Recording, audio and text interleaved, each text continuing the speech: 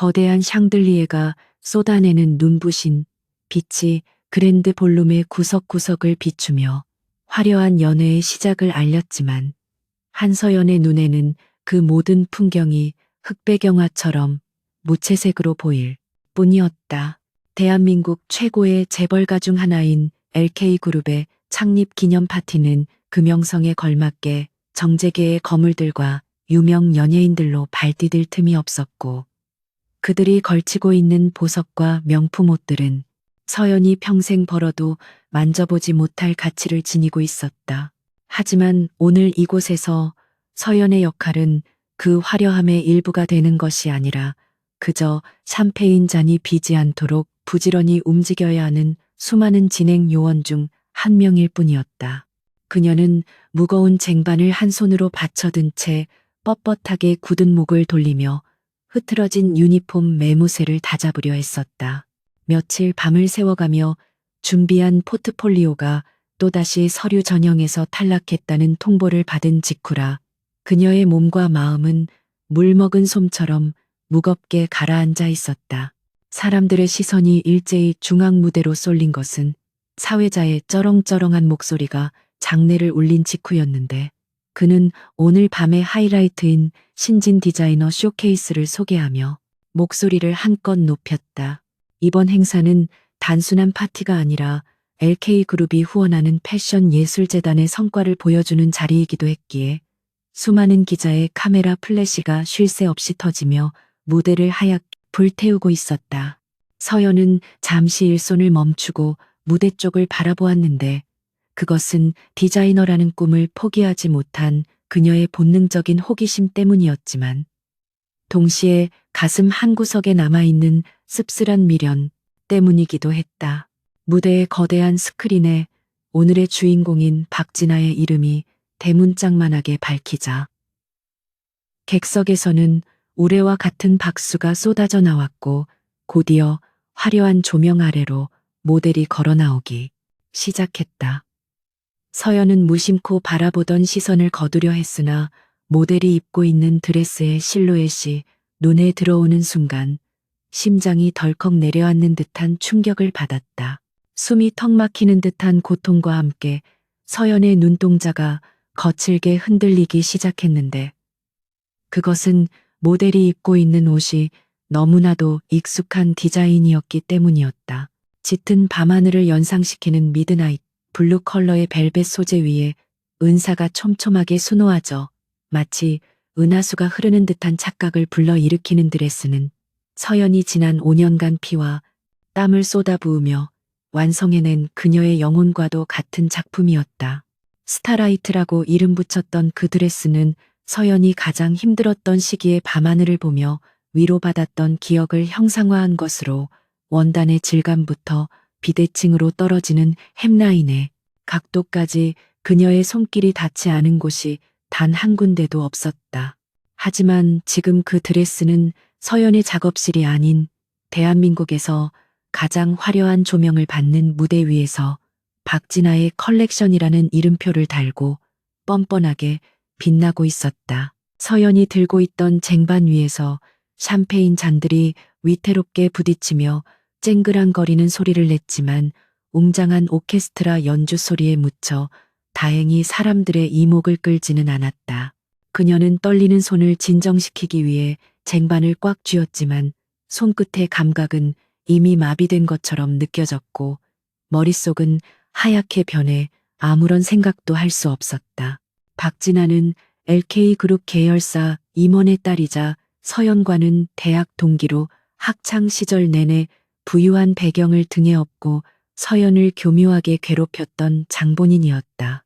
졸업 작품 전시회 며칠 전 서연의 작업실에 도둑이 들어 스케치북과 작업 중이던 패턴북이 통째로 사라졌던 사건이 떠올랐는데 당시 경찰은 증거 불충분으로 수사를 종결했었지만 서연은 직감적으로 그것이 누군가의 의도적인 소행임을 느꼈었다. 그 사라진 스케치북 안에 담겨 있던 디자인이 바로 지금 눈앞에서 박진아의 천재적인 영감으로 포장되어 세상에 공개되고 있는 것이었다. 무대 위로 올라온 박진아는 우아한 미소를 지으며 쏟아지는 갈채에 손을 흔들어 답하고 있었고 그녀의 얼굴에는 일말의 죄책감이나 부끄러움도 찾아볼 수 없었다. 마이크를 잡은 박진아는 어린 시절 보았던 밤바다에서 영감을 받아 이 드레스를 디자인하게 되었다고 설명하며 거짓된 스토리를 마치 진실인 양 유려하게 풀어놓았다. 서연은 구역질이 치밀어 오르는 것을 참으며 입술을 깨물었는데 입안에서 비릿한 피맛이 느껴졌지만 육체적인 고통은 지금 그녀가 느끼는 정신적인 충격에 비하면 아무것도 아니었다. 자신이 굶주림을 참아가며 샀던 원단과 밤새워 바늘에 찔려가며 수놓았던 자수가 저 탐욕스러운 여자의 명예를 높여주는 도구로 전락했다는 사실이 서연을 미치도록 분노하게 만들었다. 저 자리에 서 있어야 할 사람은 박진아가 아니라 바로 한서연 자신이어야 했다는 생각이 머릿속을 맴돌며 그녀를 갉아먹었다. 주변에 서 있던 다른 스태프들은 박진아의 아름다움과 재능을 칭찬하며 수군거리고 있었고 그 말 한마디 한마디가 서연의 가슴에 비수처럼 꽂혔다. 저 여자는 원래부터 금수저라 재능도 타고난 거야. 라거나 역시 피는 못 속인다니까 하는 식의 대화들은 진실을 모르는 대중이 얼마나 쉽게 속아 넘어가는지를 적나라하게 보여주고 있었다. 서연은 당장이라도 무대 위로 뛰쳐올라가 저 드레스는 내 것이라고 소리치고 싶었지만 현실은 그녀의 발목을 무겁게 붙잡고 있었다. 그녀는 그저 행사장의 말단 진행 요원일 뿐이고 상대는 거대 기업 임원의 딸이자 오늘 밤의 주인공이었기에 증거도 없이 나섰다가는 오히려 업무 방해와 명예훼손으로 경찰서에 끌려가게 될 것이 뻔했다. 차라리 이 자리를 도망치고 싶다는 비겁한 충동이 서연의 마음을 뒤흔들었지만 그녀는 억지로 발바닥에 힘을 주어 바닥을 지탱했다. 그때 한 웨이터가 서연의 곁을 지나치며 멍하니 서 있는 그녀의 팔을 툭 쳤고 그 바람에 쟁반 위의 잔이 흔들려 샴페인 몇 방울이 바닥에 떨어졌다. 정신을 차리라는 듯 날카롭게 쏘아보는 매니저의 눈초리에 서연은 황급히 고개를 숙여 사과했지만 그녀의 시선은 여전히 무대 위에 박진아에게 고정되어 있었다. 박진아는 사회자가 건넨 꽃다발을 받아들며 환하게 웃었고 그 모습은 마치 승리자가 패배자를 비웃는 것처럼 잔인하게 느껴졌다. 서연은 주머니 속에 있는 스마트폰을 꺼내 떨리는 손으로 무대 위 상황을 녹화하기 시작했는데 비록 지금 당장은 아무것도 할 수 없을지라도 이 순간을 기록해 두어야 한다는 본능적인 판단 때문이었다.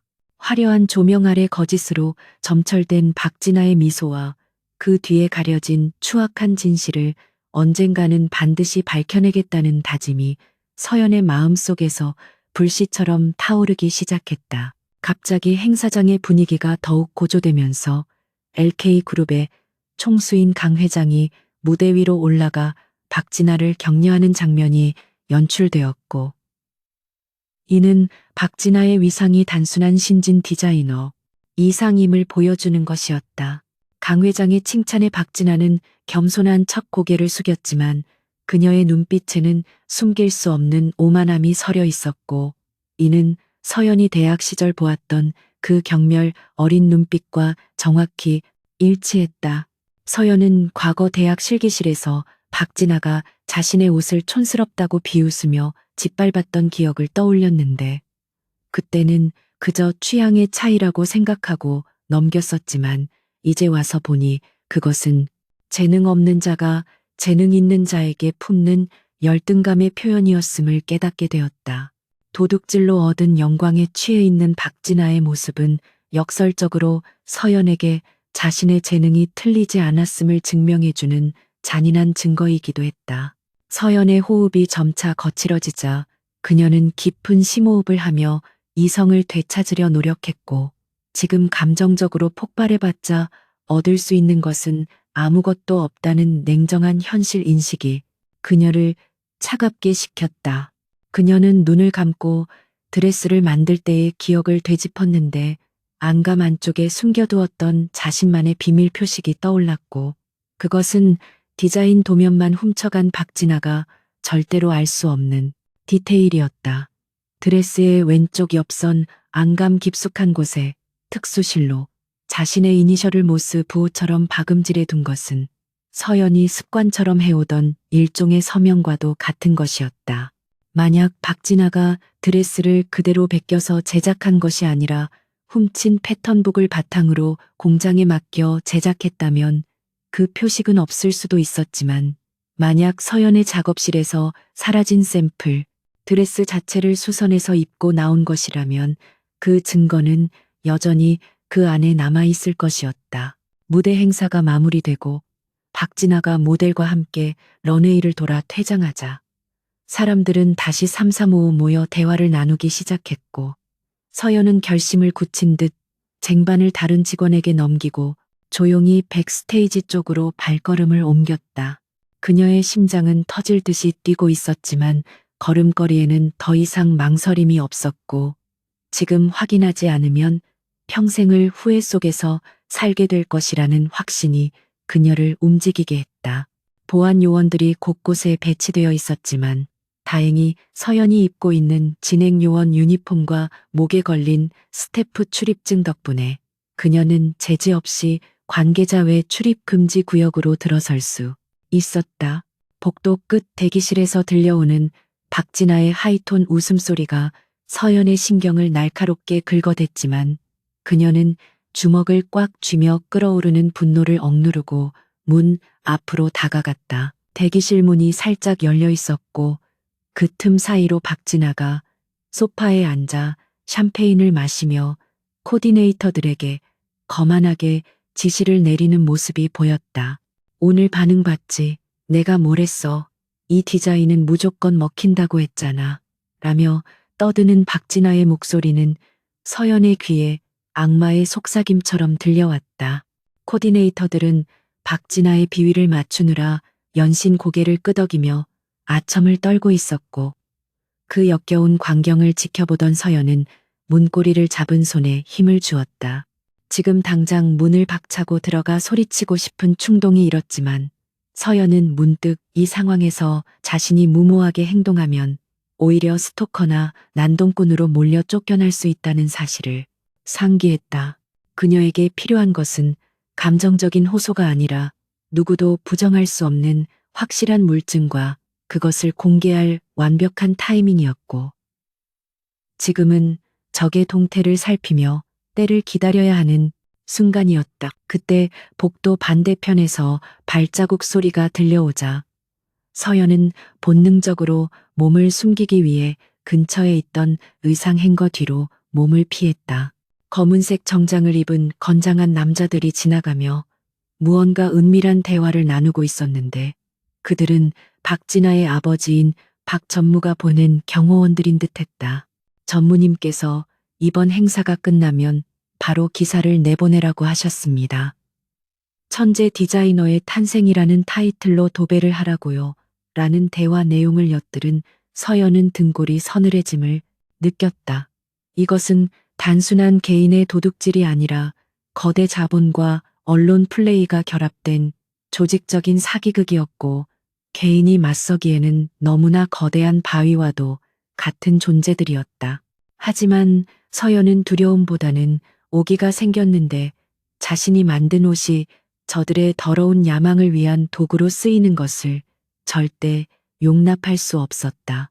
서연은 행거 틈새로 박진아가 입고 있던 드레스를 벗어 마네킹에 걸어두는 장면을 목격했는데 조명 아래서 더욱 영롱하게 빛나는 그 옷은 마치 주인을 잃고 울고 있는 것처럼 애처로워 보였다.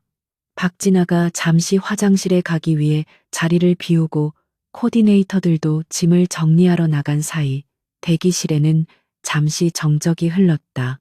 이것은 하늘이 준 기회일지도 모른다는 생각에 서연은 조심스럽게 숨을 죽이고 대기실 안으로 미끄러지듯 들어갔다.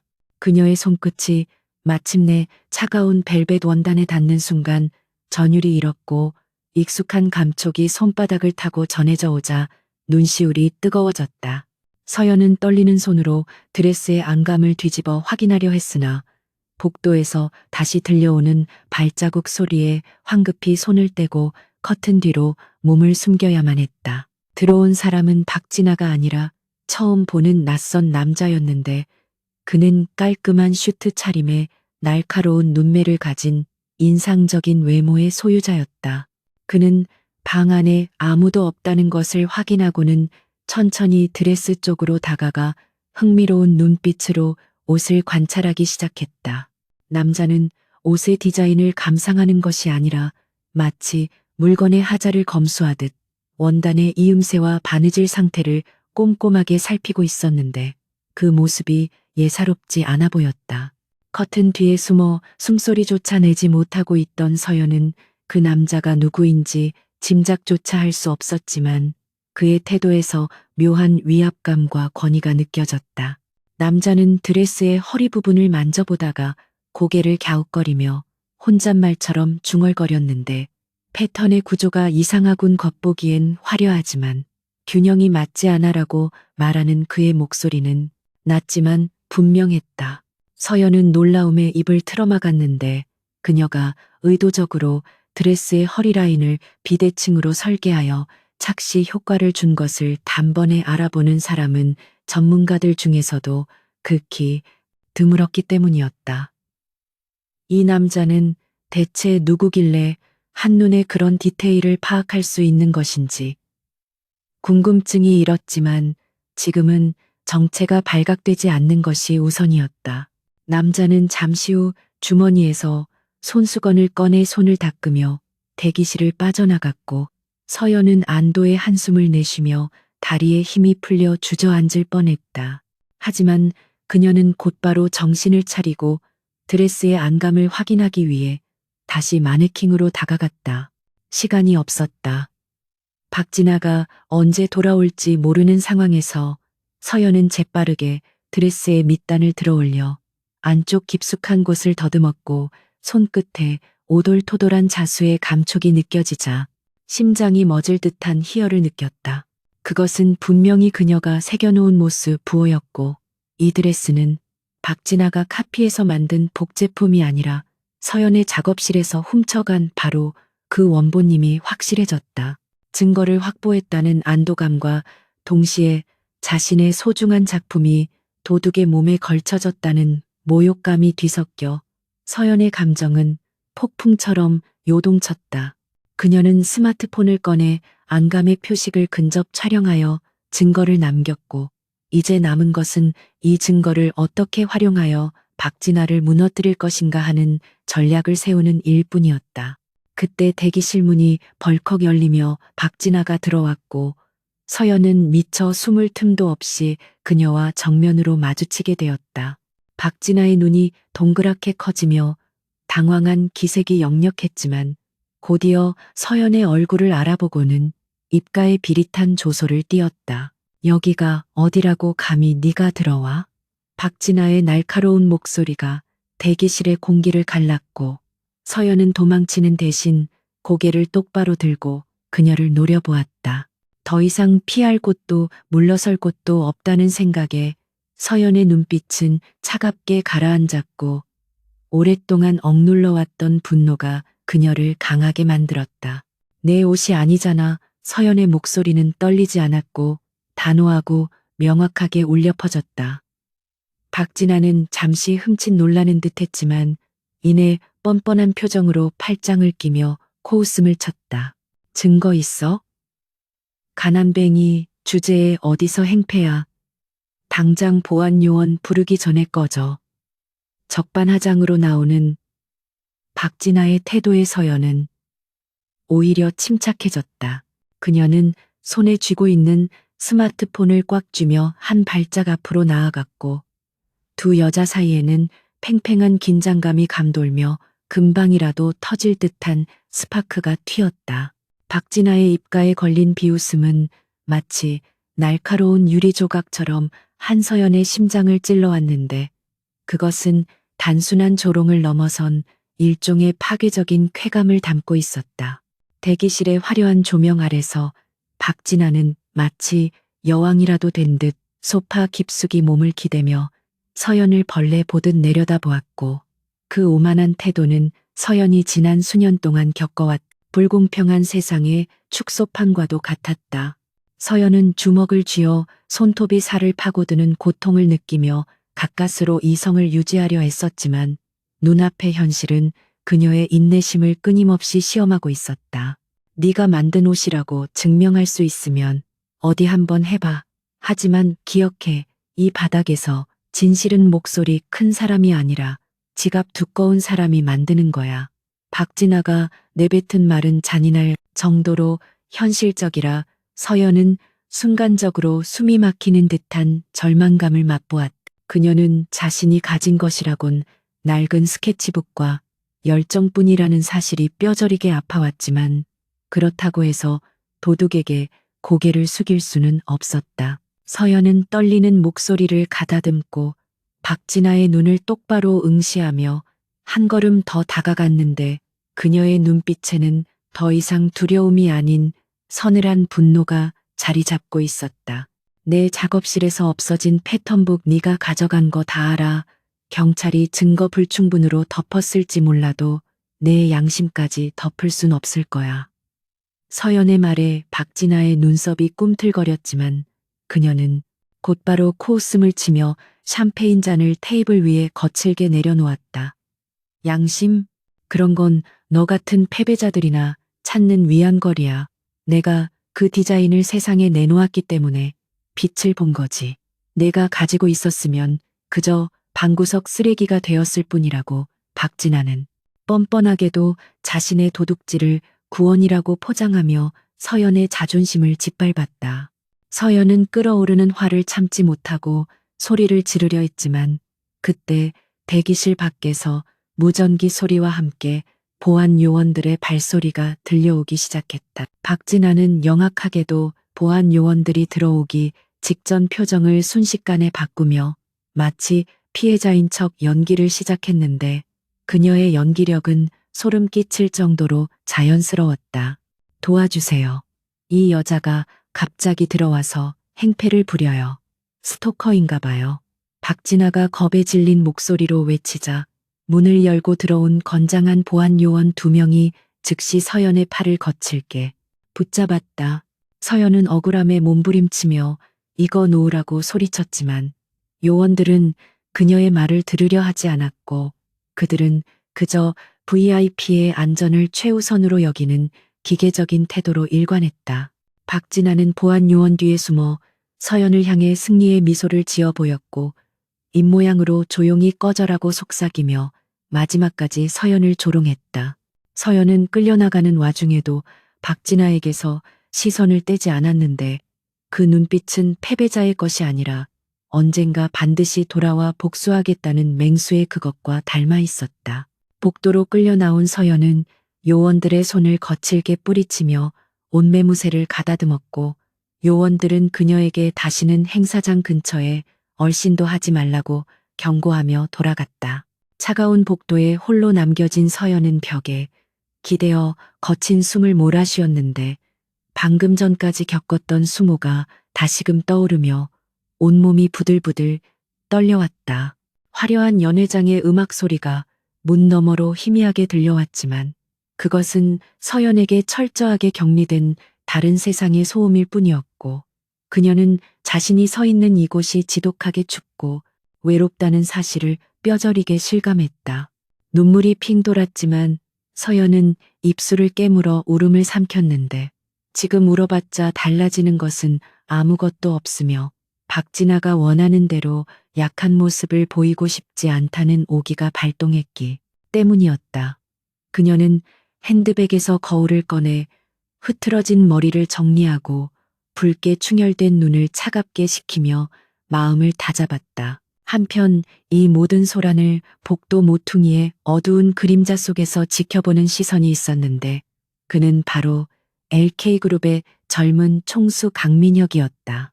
그는 파티의 시끄러운 소음을 피해 잠시 조용한 곳을 찾아 나왔다가 우연히 대기실에서 벌어진 소동을 목격하게 된 것이었다.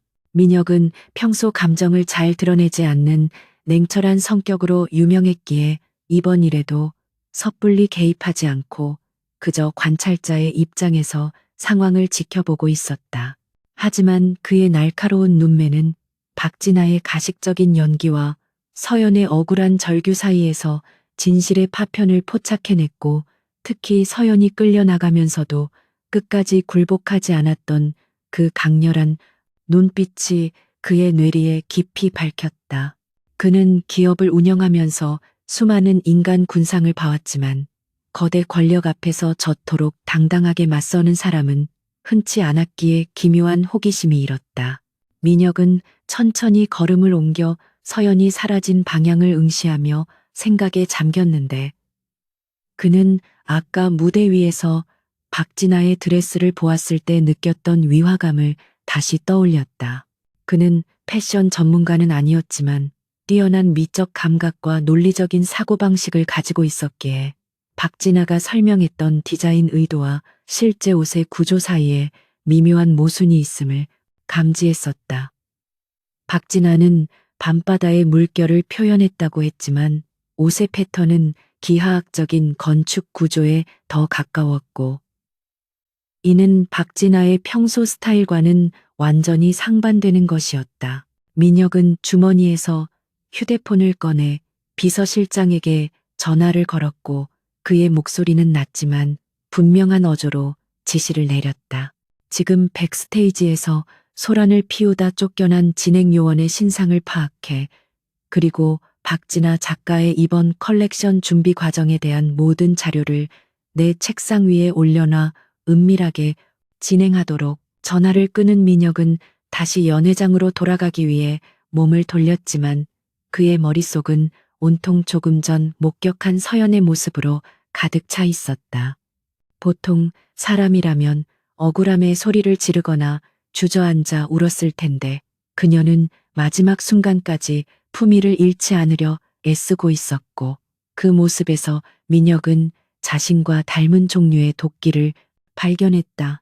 그는 LK그룹을 물려받는 과정에서 수많은 견제와 음모를 겪으며 살아남기 위해 스스로를 차갑게 단련해왔기에 서연이 뿜어내는 그 절박한 에너지의 정체를 누구보다 잘 이해할 수 있었다. 만약 그녀의 주장이 사실이라면 박진아는 단순히 남의 물건을 훔친 것이 아니라 LK그룹이 주관하는 행사의 권위를 훼손한 것이 되며, 이는 민혁이 가장 용서할 수 없는 기만행위였다. 그는 이번 사건이 단순한 해프닝으로 끝나지 않을 것임을 직감하며 입가에 희미한 미소를 띄었다. 서연은 건물의 비상구 계단에 앉아 떨리는 손으로 스마트폰 앨범에 저장된 드레스의 안감 사진을 다시 한번 확인하고 있었다. 다행히 사진은 선명하게 찍혀 있었고 확대해 보면 모스 부호로 된 자신의 이니셜이 명확하게 보였기에 이것은 박진아의 목을 죄일 수 있는 결정적인 스모킹건이었다. 하지만 서연은 이 증거 하나만으로는 부족하다는 것을 잘 알고 있었는데, 박진아의 뒤에는 거대 로펌을 움직일 수 있는 재력이 있었고, 그들은 이 정도 증거는 조작이나 우연이라고 밀어붙여 무마시킬 능력이 충분했기 때문이었다. 서연에게는 이 증거를 터뜨릴 완벽한 타이밍과 자신의 목소리에 힘을 실어줄 수 있는 무대가 필요했고, 그러기 위해서는 일단 오늘 밤 이 행사장에서 쫓겨나지 않고 끝까지 버텨야만 했다. 그녀는 깊은 한숨을 내쉬며 자리에서 일어났고 유니폼의 먼지를 털어내며 다시 전장으로 돌아갈 준비를 했다. 다시 연회장으로 돌아온 서연은 최대한 눈에 띄지 않게 행동하며 칵테일바 구석에서 잔을 닦는 일을 맡았는데, 그녀의 신경은 온통 주변 사람들의 대화에 곤두서 있었다. 사람들은 박진아의 천재성에 대해 찬사를 늘어놓고 있었고, 몇몇 기업 관계자들은 박진아와의 협업을 논의하고 싶다며 흥분한 기색을 감추지 못했다. 그들의 대화를 듣고 있는 서연의 속은 시커멓게 타들어갔지만 그녀는 무표정한 얼굴로 기계처럼 잔을 닦으며 기회를 엿보고 있었다. 그때 한 무리의 귀부인들이 바 근처로 다가와 박진아의 드레스에 대해 이야기하는 소리가 들렸는데, 그중 한 명이 드레스의 소재가 독특하다며 감탄하고 있었다. 서연은 그 소재가 자신이 동대문 시장을 수십 번 뒤져 찾아낸 희귀한 수입 원단이라는 것을 알고 있었기에 순간적으로 끼어들어 설명하고 싶은 충동을 느꼈지만 꼭 참았다. 시간이 흐르면서 파티는 무르익어갔고 민혁은 VIP 테이블에 앉아 사람들과 담소를 나누면서도 시선은 끈질기게 서연을 쫓고 있었다. 그는 서연이 쫓겨나지 않고 교묘하게 다른 구역으로 이동해 업무에 복귀한 것을 보고 그녀의 대담함과 임기응변 능력에 내심 감탄했다. 보통의 멘탈이라면 도망치거나 숨어버렸을 텐데 그녀는 호랑이 굴에 다시 제 발로 들어와 사냥감을 노리는 사냥꾼처럼 기회를 기다리고 있었던 것이다. 민혁은 옆에 앉은 다른 이사가 박진아를 칭찬하는 말에 건성으로 고개를 끄덕이면서도 머릿속으로는 서연을 어떻게 시험해 볼지 계산하고 있었다. 그는 서연이 단순한 피해자인지 아니면 자신의 판을 뒤집을 수 있는 능력을 가진 조커인지 확인해 보고 싶었고, 만약 후자라면 기꺼이 그녀에게 손을 내밀 의향이 있었다. 잠시 후 비서실장인 김 실장이 민혁에게 다가와 귓속말을 전했는데 보고 내용은 민혁의 예상을 빗나가지 않았다.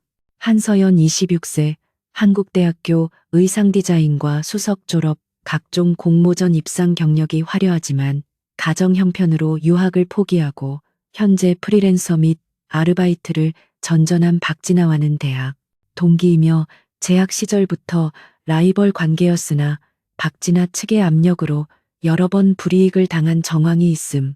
김 실장의 보고는 간결했지만 핵심을 찌르고 있었고 민혁은 서연의 이력에서 흙 속에 묻힌 진주의 가능성을 보았다. 게다가 박진아의 졸업 작품이 대필 의혹을 받았다는 소문까지 더해지자 민혁의 심증은 확신으로 바뀌어 갔다. 그는 샴페인 잔을 가볍게 흔들며 김 실장에게 나지막이 지시했다. 잠시 후에 있을 자선 경매 행사에 저 여자를 보조 진행자로 투입해 자연스럽게. 민혁의 지시는 파격적이었지만 김 실장은 토를 달지 않고 즉시 실행에 옮기기 위해 움직였고 민혁은 멀리서 일하고 있는 서연을 보며 흥미로운 게임을 앞둔 아이처럼 눈을 빛냈다. 그는 서연이 자신에게 주어진 이 돌발적인 기회를 어떻게 활용할지 궁금했고 만약 그녀가 이 무대에서 살아남는다면 자신의 파트너가 될 자격이 충분하다고 판단했다. 서연은 자신을 향한 거대한 손길이 다가오고 있다는 사실을 전혀 모른 채 그저 묵묵히 자신의 자리를 지키고 있었지만 그녀의 마음속에는 이미 전쟁을 치를 준비가 완료되어 있었다. 갑자기 매니저가 서연에게 다가와 경매 진행을 도울 스태프가 급하게 필요하다며 그녀를 지목했고 서연은 영문도 모른 채 고개를 끄덕이며 매니저를 따라 나섰다. 이것이 우연이 아님을 직감했지만 서연은 두려움보다 호기심이 앞섰다. 서연이 안내된 곳은 무대 바로 옆에 대기 공간이었는데 그곳에서는 경매에 나올 물건들이 최종 점검을 받고 있었고 그중에는 박진아의 스타라이트 드레스도 포함되어 있었다. 드레스를 다시 마주한 서연의 눈동자가 흔들렸지만 그녀는 곧바로 평정심을 되찾고 드레스를 꼼꼼히 살피는 척하며 주변 상황을 파악했다.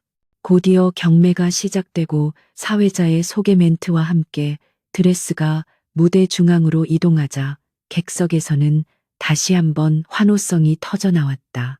서연은 무대 뒤편의 어둠 속에 서서 빛나는 드레스를 바라보며 주먹을 꽉 쥐었고 그때 누군가가 그녀의 옆으로 조용히 다가오는 인기척이 느껴졌다. 고개를 돌린 서연의 눈에 들어온 것은 아까 대기실에 몰래 들어왔었던 바로 그 남자 강민혁이었고 그는 서연을 보며 알 수 없는 미소를 짓고 있었다. 옷을 보는 눈이 예사롭지 않더군요. 민혁이 먼저 침묵을 깨고 말을 건네자 서연은 경계심 가득한 눈빛으로 그를 바라보며 한 걸음 물러섰다. 당신은 누구시죠? 아까 대기실에도 있었잖아요. 서연의 날카로운 질문에 민혁은 여유롭게 웃으며 명함 한 장을 꺼내 그녀에게 건넸다. LK그룹 전략기획본부장 강민혁입니다. 그리고 당신이 진짜 주인인지 확인하고 싶은 사람이기도 하죠. 민혁의 말에 서연은 숨이 멎는 듯한 충격을 받았지만 동시에 가슴 한구석에서 희망의 불씨가 피어오르는 것을 느꼈다. 이 남자는 모든 것을 알고 있거나 적어도 의심하고 있다는 확신이 들었고 서연은 이 위험한 도박에 자신의 모든 것을 걸어보기로 결심했다. 그녀는 떨리는 손으로 민혁의 명함을 받아들었고 두 사람의 시선이 허공에서 강렬하게 부딪히며 새로운 운명의 서막이 오르고 있었다. 서연은 손에 들린 명함과 눈앞에 서 있는 남자를 번갈아 쳐다보며 혼란스러운 숨을 삼켰는데 명함에 밝힌 강민혁이라는 세 글자는 대한민국 재계에서 모르는 사람이 없을 정도로 막강한 영향력을 가진 이름이었다. 그는 LK그룹의 유력한 후계자이자 냉철한 구조조정의 귀재로 알려져 있었고 감정보다는 이익을 철저하게 계산하는 합리주의자로 정평이나 있는 인물이었다. 그런 그가 왜 하필이면 일개 진행 요원인 자신에게 관심을 보이는지 도무지 이해할 수 없었지만 서연의 본능은 이것이 그녀의 인생을 뒤바꿀 유일한 동아줄임을 직감하고 있었다. 그녀는 떨리는 손끝을 감추기 위해 명함을 꽉 쥐었고 두려움과 기대가 뒤섞인 복잡한 눈빛으로 민혁을 응시하며 입술을 달싹였다.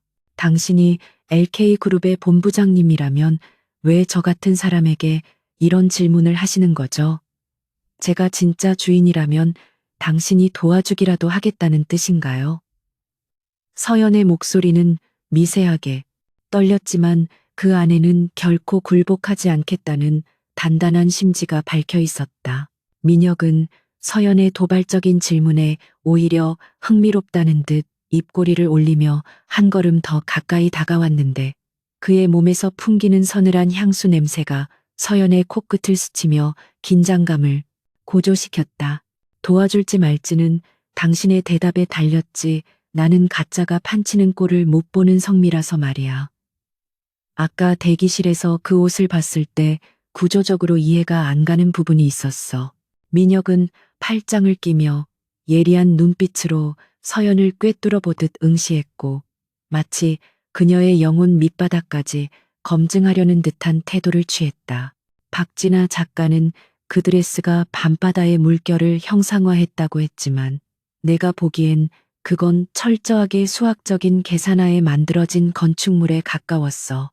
특히 허리 라인에서 힙으로 떨어지는 곡선은 일반적인 패턴으로는 불가능한 각도더군.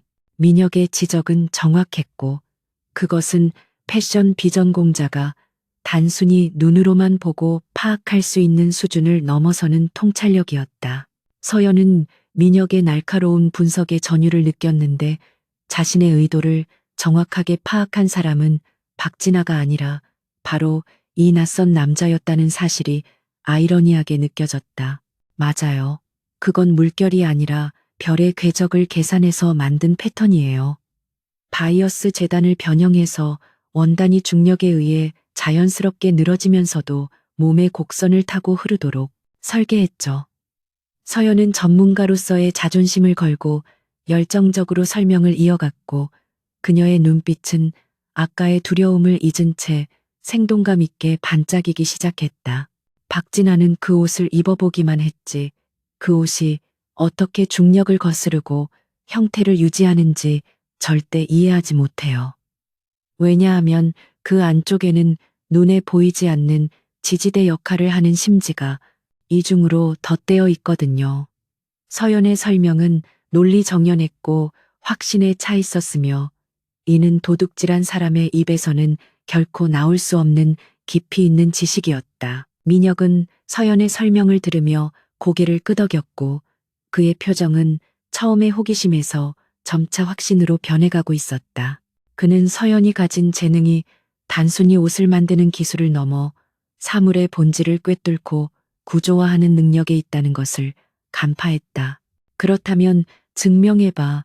당신이 그 옷의 창조주라는 물증이 있나 말로만 하는 주장은 법정에서 통하지 않아. 특히 상대가 박전무의 딸이라면 더더욱 민혁의 목소리는 다시 차갑게 돌아왔고 그는 서연에게 감정적인 호소가 아닌 명확한 팩트를 요구하고 있었다. 서연은 잠시 망설였지만 이 남자가 자신의 편이 되어줄 수도 있다는 희망에 마지막 패를 꺼내들기로 결심했다. 드레스의 안감 가장 밑단 시접 속에 제 이니셜을 모스 부호로 자수 놓았어요. 겉으로는 평범한 마감 바느질처럼 보이지만 특수 형광실을 사용했기 때문에 자외선 라이트를 비추거나 안감을 뜯어보면 확실하게 알 수 있죠. 서연의 고백에 민혁의 눈동자가 이채를 띠며 빛났고 그는 서연이 생각보다 훨씬 더 치밀하고 영리한 사람이라는 것을 깨달았다. 자신의 창작물을 보호하기 위해 보이지 않는 곳에 서명을 남겨두는 치밀함은 예술가보다는 전략가에 가까운 기질이었고 이는 민혁이 가장 선호하는 인재상과 일치했다. 훌륭하군. 그 정도면 박진아의 숨통을 끊어놓기에 충분해하지만 그 증거를 지금 당장 들이밀면 재미가 없지.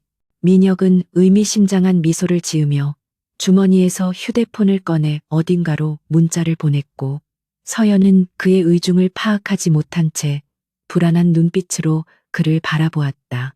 지금 당장 폭로하면 박진아 측에서 조작이라고 우길 시간을 벌어주는 꼴이야. 우리는 그들이 도저히 빠져나갈 수 없는 외통수에 몰아넣어야 해. 바로 저 무대 위에서 전 세계가 지켜보는 가운데 말이야.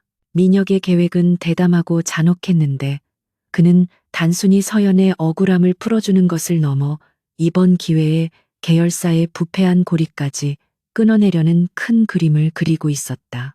잠시 후 곧 시작될 자선 경매 행사에는 전문가 검증 시간이 포함되어 있어. 나는 당신을 그 자리에 외부 초빙 감정 자문위원으로 추천할 생각이야.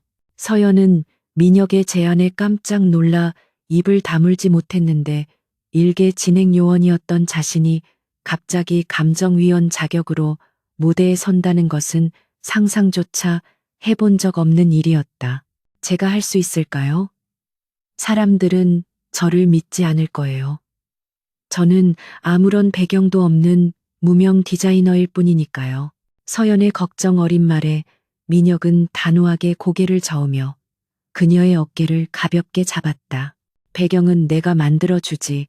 당신은 그저 당신의 실력으로 그 옷이 당신 것임을 증명하고 박진아의 무지함을 발가벗기면 돼. 자신 없나? 민혁의 도발적인 질문은 서연의 승부욕을 자극했고 그녀는 더 이상 물러설 곳이 없다는 절박함 속에서 오히려 강한 투지를 불태우게 되었다. 자신 있어요. 제 옷에 대해서는 제가 세상에서 제일 잘 아니까요.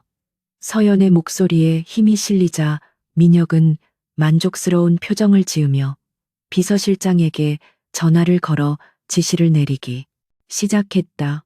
김 실장, 지금 즉시 백스테이지로 스타일리스트 팀 보내. 그리고 이번 경매 진행 큐시트 수정에 특별 자문위원 한서연 씨 추가하고 소개 멘트는 내가 직접 작성해서 보낸다. 민혁의 일사천리 같은 업무 처리에 서연은 혀를 내둘렀고 거대 기업의 힘이 한 사람의 운명을 순식간에 바꿀 수 있다는 사실에 새삼 놀라움을 느꼈다. 하지만 이번에는 그 힘이 자신을 짓밟는 것이 아니라 자신을 들어 올리는 날개가 되어주고 있다는 점이 달랐다. 잠시 후 서연은 민혁이 마련해준 임시 분장실에서 스타일리스트들의 손길을 받으며 변신을 시작했는데 헐렁한 유니폼을 벗어던지고 세련된 블랙 슈트로 갈아입자 거울 속에는 전혀 다른 사람이 서 있었다. 단정하게 빗어넘긴 머리와 붉은 립스틱은 그녀의 지적인 이미지를 강조했고 날카로운 눈매는 전문가로서의 카리스마를 뿜어내고 있었다. 서연은 거울 속의 자신을 바라보며 심호흡을 했고 이제 곧 벌어질 전쟁터로 나아갈 준비를 마쳤다. 그녀의 심장은 여전히 쿵쿵거렸지만 그것은 두려움 때문이 아니라 곧 다가올 복수의 순간에 대한 기대감 때문이었다. 분장실 밖에서 기다리고 있던 민혁은 달라진 서연의 모습을 보고 잠시 멈칫하더니 이내 고개를 끄덕이며 짧은 감탄사를 내뱉었다. 생각보다 훨씬 더 잘 어울리는군. 이제야 진짜 모습이 보이는 것 같아. 민혁과 서연은 나란히 무대 뒤편 대기 공간으로 이동했는데 그곳에서는 이미 경매 준비가 한창이었고 박진아는 무대 중앙에서 스포트라이트를 받으며 인터뷰를 진행하고 있었다. 모니터를 통해 박진아의 얼굴을 보는 서연의 표정은 차갑게 굳어 있었고 민혁은 그런 서연에게 나지막이 속삭였다. 저 여자는 지금 자신이 세상의 주인공이라고 착각하고 있어. 그 착각이 깨지는 순간 표정이 어떻게 변할지 아주 기대가 되는군. 민혁의 말에는 차가운 경멸이 담겨 있었고 서연은 그가 단순히 자신을 돕는 조력자가 아니라 이 판을 설계하고 즐기는 플레이어임을 깨달았다. 하지만 상관없었다.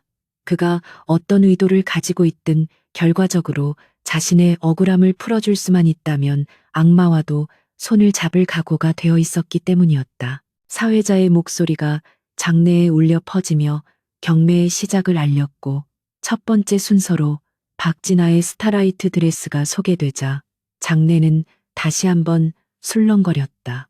이번 경매는 단순한 판매가 아니라 작품의 예술적 가치를 검증하고 그 수익금을 기부하는 중요한 행사였기에 검증위원의 역할은 매우 중요했다. 사회자가 깜짝 게스트를 소개하듯 목소리를 높였는데 오늘 이 특별한 작품의 진가를 분석해 주실 전문위원 한 분을 모셨습니다. 신비에 쌓인 천재적인 안목의 소유자 한서연 씨입니다. 사회자의 멘트는 민혁이 미리 손을 써둔 덕분에 서연을 매우 신비롭고 권위 있는 인물로 포장하고 있었다. 서연은 심장을 부여잡고 민혁을 바라보았고 그는 눈짓으로 나가라는 신호를 보내며 그녀에게 무언의 응원을 보냈다. 이제 쇼타임이야. 가서 너의 무대를 만들어. 서연이 무대 위로 걸어나가자 쏟아지는 조명이 그녀의 시야를 하얗게 메웠고 객석에 앉은 수많은 사람의 시선이 그녀에게 집중되었다. 박진아는 갑자기 등장한 낯선 여자의 정체에 당황한 기색이 역력했지만 곧이어 그 얼굴이 아까 대기실에서 쫓겨난 한서연임을 알아보고는 경악을 금치 못했다. 어떻게 네가 저기 서 있어? 박진아의 입모양이 그렇게 말하고 있었지만 마이크가 꺼진 상태라 그녀의 비명은 들리지 않았다. 서연은 박진아의 흔들리는 눈동자를 정면으로 응시하며 마이크를 잡았고 그녀의 목소리는 침착하고 또렷하게 공연장에 울려 퍼졌다. 안녕하세요. 오늘 이 아름다운 드레스 속에 숨겨진 비밀을 밝혀드릴 한서연입니다. 그녀의 첫마디는 선전포고와도 같았고 그 순간 장내에는 묘한 긴장감이 감돌기 시작했다. 객석 맨 앞줄 VIP석에 앉아있던 강 회장을 비롯한 귀빈들은 갑작스러운 뉴페이스의 등장에 호기심을 보였고 특히 박진아의 아버지는 불안한 듯 비서를 호출하며 무언가 지시를 내리고 있었다. 하지만 이미 주사위는 던져졌고 민혁은 무대 뒤편 모니터룸에서 팔짱을 낀 채 이 모든 상황을 흐뭇하게 지켜보고 있었다. 그는 서연이 단순히 억울한 피해자로 남는 것이 아니라 스스로의 힘으로 위기를 기회로 바꾸는 모습을 보고 싶어 했고 그녀는 그 기대에 부응하듯 당당하게 무대를 장악하고 있었다. 서연은 드레스 옆으로 다가가 장갑 낀 손으로 원단을 부드럽게 쓸어내렸는데 그 손길은 마치 잃어버린 자식을 어루만지는 어머니의 손길처럼 애틋하면서도 확신에 차 있었다. 이 드레스는 겉보기엔 화려해 보이지만 그 제작 과정에는 여러분이 모르는 놀라운 수학적 비밀이 숨겨져 있습니다.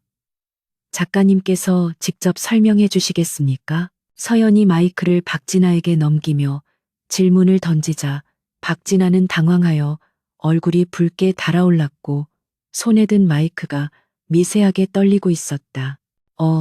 그건 그냥 영감이 떠올라서 본능적으로 디자인한 거예요. 예술을 말로 다 설명할 순 없잖아요. 박진아의 대답은 궁색하기 짝이 없었고 전문가들 사이에서는 실망스러운 탄식이 흘러나왔다. 서연은 그 틈을 놓치지 않고 파고들었는데 본능이라고 하셨지만 이 드레스의 패턴은 철저하게 피보나치 수열을 따르고 있습니다. 우연히 그렇게 될 확률은 제로에 가깝죠. 혹시 이 옷을 직접 재단하지 않으신 건 아닙니까? 서연의 날카로운 공격에 박진아는 말문이 막혀 뻐끔거렸고 장내의 분위기는 순식간에 반전되어 박진아를 향한 의심의 눈초리가 쏟아지기 시작했다. 이것은 단순한 질의응답이 아니라 진실을 밝히기 위한 청문회이자 서연이 준비한 처형대의 서막이었다.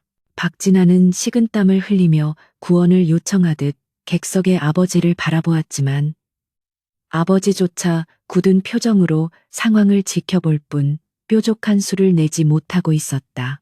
서연은 한 발짝 더 다가가 박진아를 압박했는데 지금 이 순간 그녀는 더 이상 가난하고 힘없는 대학생이 아니라 자신의 창작물을 지키기 위해 투쟁하는 예술가였다.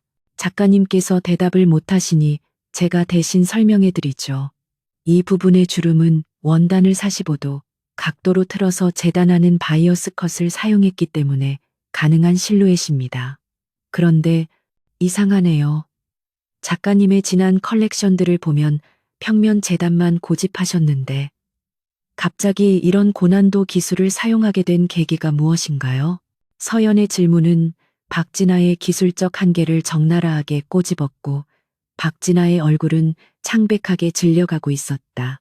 무대 뒤에서 이 모습을 지켜보던 민혁은 서연의 공격력에 감탄하며 입가에 미소를 지었는데 그녀는 자신이 생각했던 것보다 훨씬 더 독하고 똑똑했다.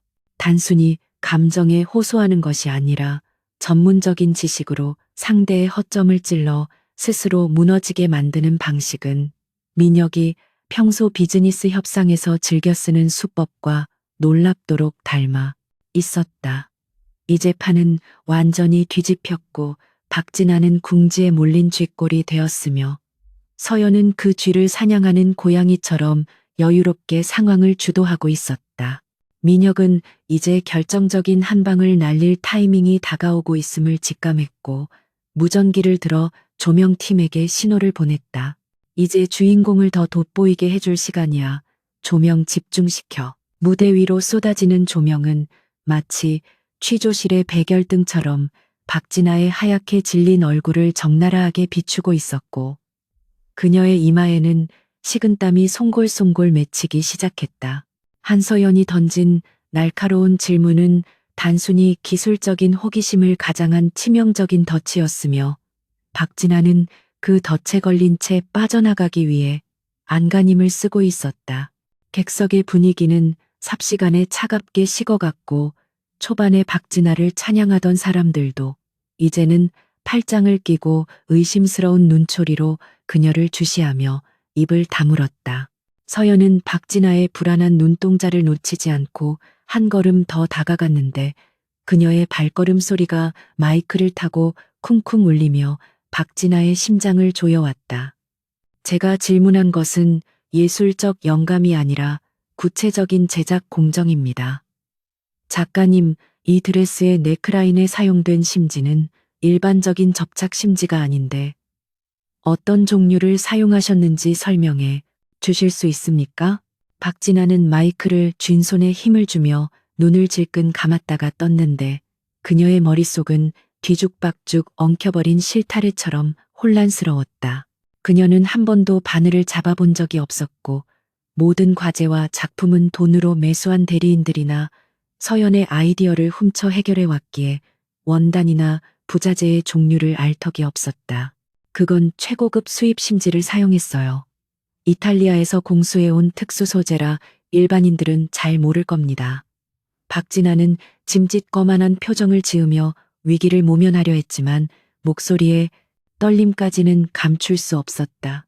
서연은 예상했다는 듯 피식 웃으며 고개를 저었는데 그 웃음은 박진아의 거짓말을 비웃는 조소이자 전문가로서의 한심함을 드러내는 표정이었다.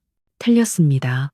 이 드레스는 얇은 실크 오간자를 세 겹으로 겹쳐 손바느질로 고정한 비접착 심지를 사용했습니다. 그래야만 벨벳의 광택을 해치지 않으면서도 형태를 유지할 수 있으니까요. 객석에 앉아있던 몇몇 패션 전문가들이 서연의 설명에 고개를 끄덕이며 감탄사를 내뱉었고 그들의 반응은 박진아를 더욱 궁지로 몰아넣었다. 자신이 만든 옷의 내부 구조조차 모르는 디자이너라니 이는 업계에서 매장당해도 할 말이 없는 치명적인 결격 사유였다. 박진아는 얼굴이 붉게 달아올라 어쩔 줄을 몰라 했고 급기야는 신경질적인 반응을 보이며 서연을 공격하기 시작했다. 아니 남의 옷을 멋대로 뜯어보고 분석하는 게 예의라고 생각하세요.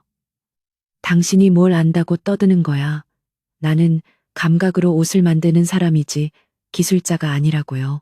박진아의 외침은 논리가 결여된 감정적인 호소에 불과했고 오히려 그녀의 밑바닥을 드러내는 꼴이 되었다. 서연은 침착하게 응수했는데 진정한 디자이너는 감각을 기술로 구현해내는 사람입니다. 자신의 작품에 어떤 재료가 쓰였는지조차 모른다면 그건 디자이너가 아니라 그냥 옷을 산 소비자일 뿐이죠. 무대 뒤편 모니터룸에서 이 상황을 지켜보던 강민혁은 서연의 활약에 만족스러운 미소를 지으며 넥타이를 느슨하게 풀었다. 그는 서연이 단순히 억울함을 호소하는 약자가 아니라 상대를 논리로 제압할 줄 아는 강단 있는 인물이라는 점이 마음에 들었다. 민혁은 인터폰을 들어 조명팀과 영상팀에게 새로운 지시를 내렸는데 이제 쇼의 하이라이트를 위해 무대 뒤의 스크린을 활용할 때가 되었다고 판단했기 때문이었다. 무대 중앙에 초대형 LED 스크린이 켜지면서 고화질 카메라가 드레스의 디테일을 확대하여 비추기 시작했다. 화면 가득 채워진 드레스의 자수는 인간의 손으로 한 땀 한 땀 수놓은 정교함의 극치를 보여주고 있었고 기계 자수로는 흉내낼 수 없는 불규칙하면서도 조화로운 아름다움이 드러났다. 화면을 가리키며 서연이 다시 입을 열었는데 그녀의 목소리는 이제 확신의 찬 검사의 농고처럼 들려왔다. 여러분, 화면을 봐주십시오. 이 자수는 은사를 꼬아서 만든 입체 자수입니다. 기계로는 절대 이런 볼륨감을 낼 수 없죠. 작가님, 이 정도 규모의 자수를 완성하는데 얼마나 걸리셨습니까? 서연의 질문은 구체적이었고 숫자로 대답해야 하는 함정이었다. 박진아는 당황하여 시선을 회피하며 우물쭈물하다가 뱉어내듯 대답했다. 일주일 정도 밤새워서 작업했어요. 영감이 떠올랐을 때 몰아치느라 손가락이 다 부르텄다고요. 그녀의 대답이 끝나자마자 서연은 차가운 표정으로 즉각 반박했다. 거짓말입니다. 이 정도 밀도의 입체 자수는 숙련된 장인 3명이 달라붙어도 최소 한 달은 걸리는 작업량입니다. 혼자서 일주일 만에 했다고요. 당신이 손이 10개라도 달린 마법사가 아니라면 불가능한 일입니다. 객석에서 웅성거리는 소리가 파도처럼 커져갔고 사람들은 이제 박진아를 의심하는 것을 넘어 경멸의 눈초리를 보내기 시작했다. 거짓말도 정도껏 해야지. 물리적으로 불가능한 시간을 들이대는 박진아의 무지함에 사람들은 혀를 찼다. 박진아는 분위기가 심상치 않게 돌아가자 식은땀을 줄줄 흘리며 아버지가 앉아있는 VIP석을 애처롭게 쳐다보았지만 박전무는 이미 얼굴을 굳힌 채 고개를 돌리고 있었다. 딸의 멍청한 대처가 가문의 망신을 넘어 그룹 전체의 이미지에 먹칠을 하고 있다는 사실을 깨달은 박전무는 분노로 몸을 떨고 있었지만 지금 나서서 판을 엎기에는 보는 눈이 너무 많았다. 서연은 박진아가 고립무원의 처지에 놓였다는 것을 간파하고 마지막 숨통을 끊기 위한 결정적인 질문을 던졌다. 그렇다면 작업실에 남아있는 초기 스케치나 작업 지시서라도 보여주시죠. 보통 디자이너들은 작업 과정을 기록으로 남기니까요. 지금 당장 스마트폰에 저장된 사진이라도 좋습니다. 서연의 요구는 너무나 상식적이고 합당한 것이었지만 도둑질한 박진아에게는 사형 선고나 다름없었다. 박진아는 입술을 깨물며 바들바들 떨다가 결국 폭발하고 말았는데 그녀는 마이크를 집어던질 듯한 기세로 소리를 질렀다. 내가 왜 당신한테 그런 걸 보여줘야 해. 내 머릿속에 다 있는데 굳이 기록할 필요가 없어서 안 남겼을 뿐이야. 어디서 굴러먹던 게 감히 나를 신문해. 너 당장 내려가. 박진아의 히스테릭한 반응은 그녀가 궁지에 몰렸음을 자인하는 꼴이었고 품이라고는 찾아볼 수 없는 천박한 모습에 관객들은 고개를 돌렸다. 이때 무대 한쪽에서 정장 차림의 경호원들이 박진아를 보호하려는 듯 움직이려 했지만 민혁이 미리 배치해둔 또 다른 요원들이 그들의 앞을 가로막았다. 민혁은 이 쇼가 중단되는 것을 원치 않았고 박진아가 스스로 무너져 내리는 과정을 끝까지 생중계하고 싶어 했다. 서연은 흥분한 박진아와 달리 얼음처럼 차가운 태도를 유지하며 바닥에 떨어진 마이크를 주워 박진아에게 건넸다. 흥분하지 마세요.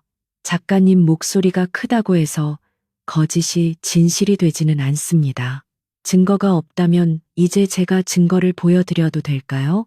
서연의 당당한 제안에 장내는 물을 끼얹은 듯 조용해졌고 모두가 숨을 죽이고 그녀의 다음 행동을 주시했다. 박진아는 공포에 질린 눈으로 뒷걸음질 쳤지만 무대 위에는 도망칠 곳이 없었다. 제가 이 드레스를 만들 때 안감 깊숙한 곳에 저만의 표식을 남겨두었습니다.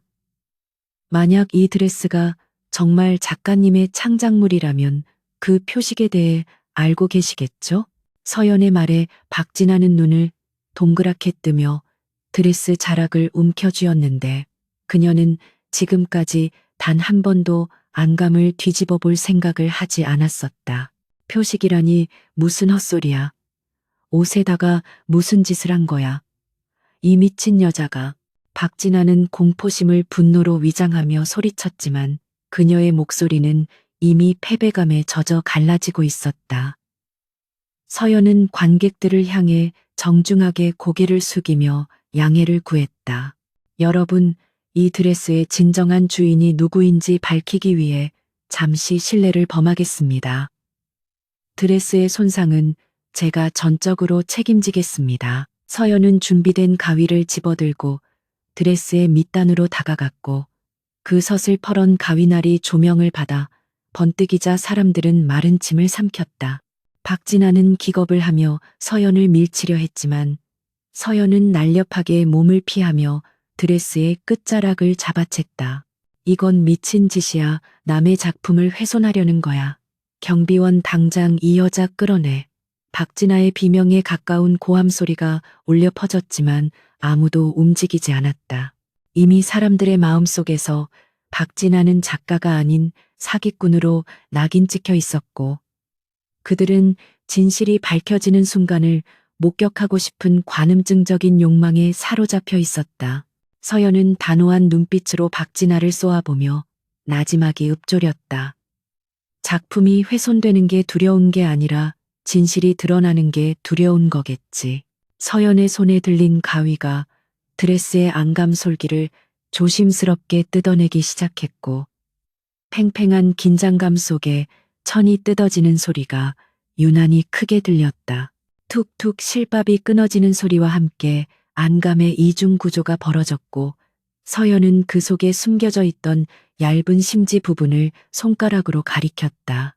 카메라 감독은 그 순간을 놓치지 않고 줌인하여 스크린에 비쳤고 거대한 화면에는 육안으로는 잘 보이지 않았던 미세한 자수가 선명하게 드러났다. 그것은 박진아의 이름도 브랜드의 로고도 아닌 불규칙한 점과 선의 나열이었다. 이게 뭐죠? 모스 부호인가요? 사회자가 호기심을 참지 못하고 마이크를 대고 물었고 서연은 고개를 끄덕이며 천천히 입을 열었다. 네, 제 이름에 이니셜 HSY를 모스 부호로 새겨 넣은 것입니다.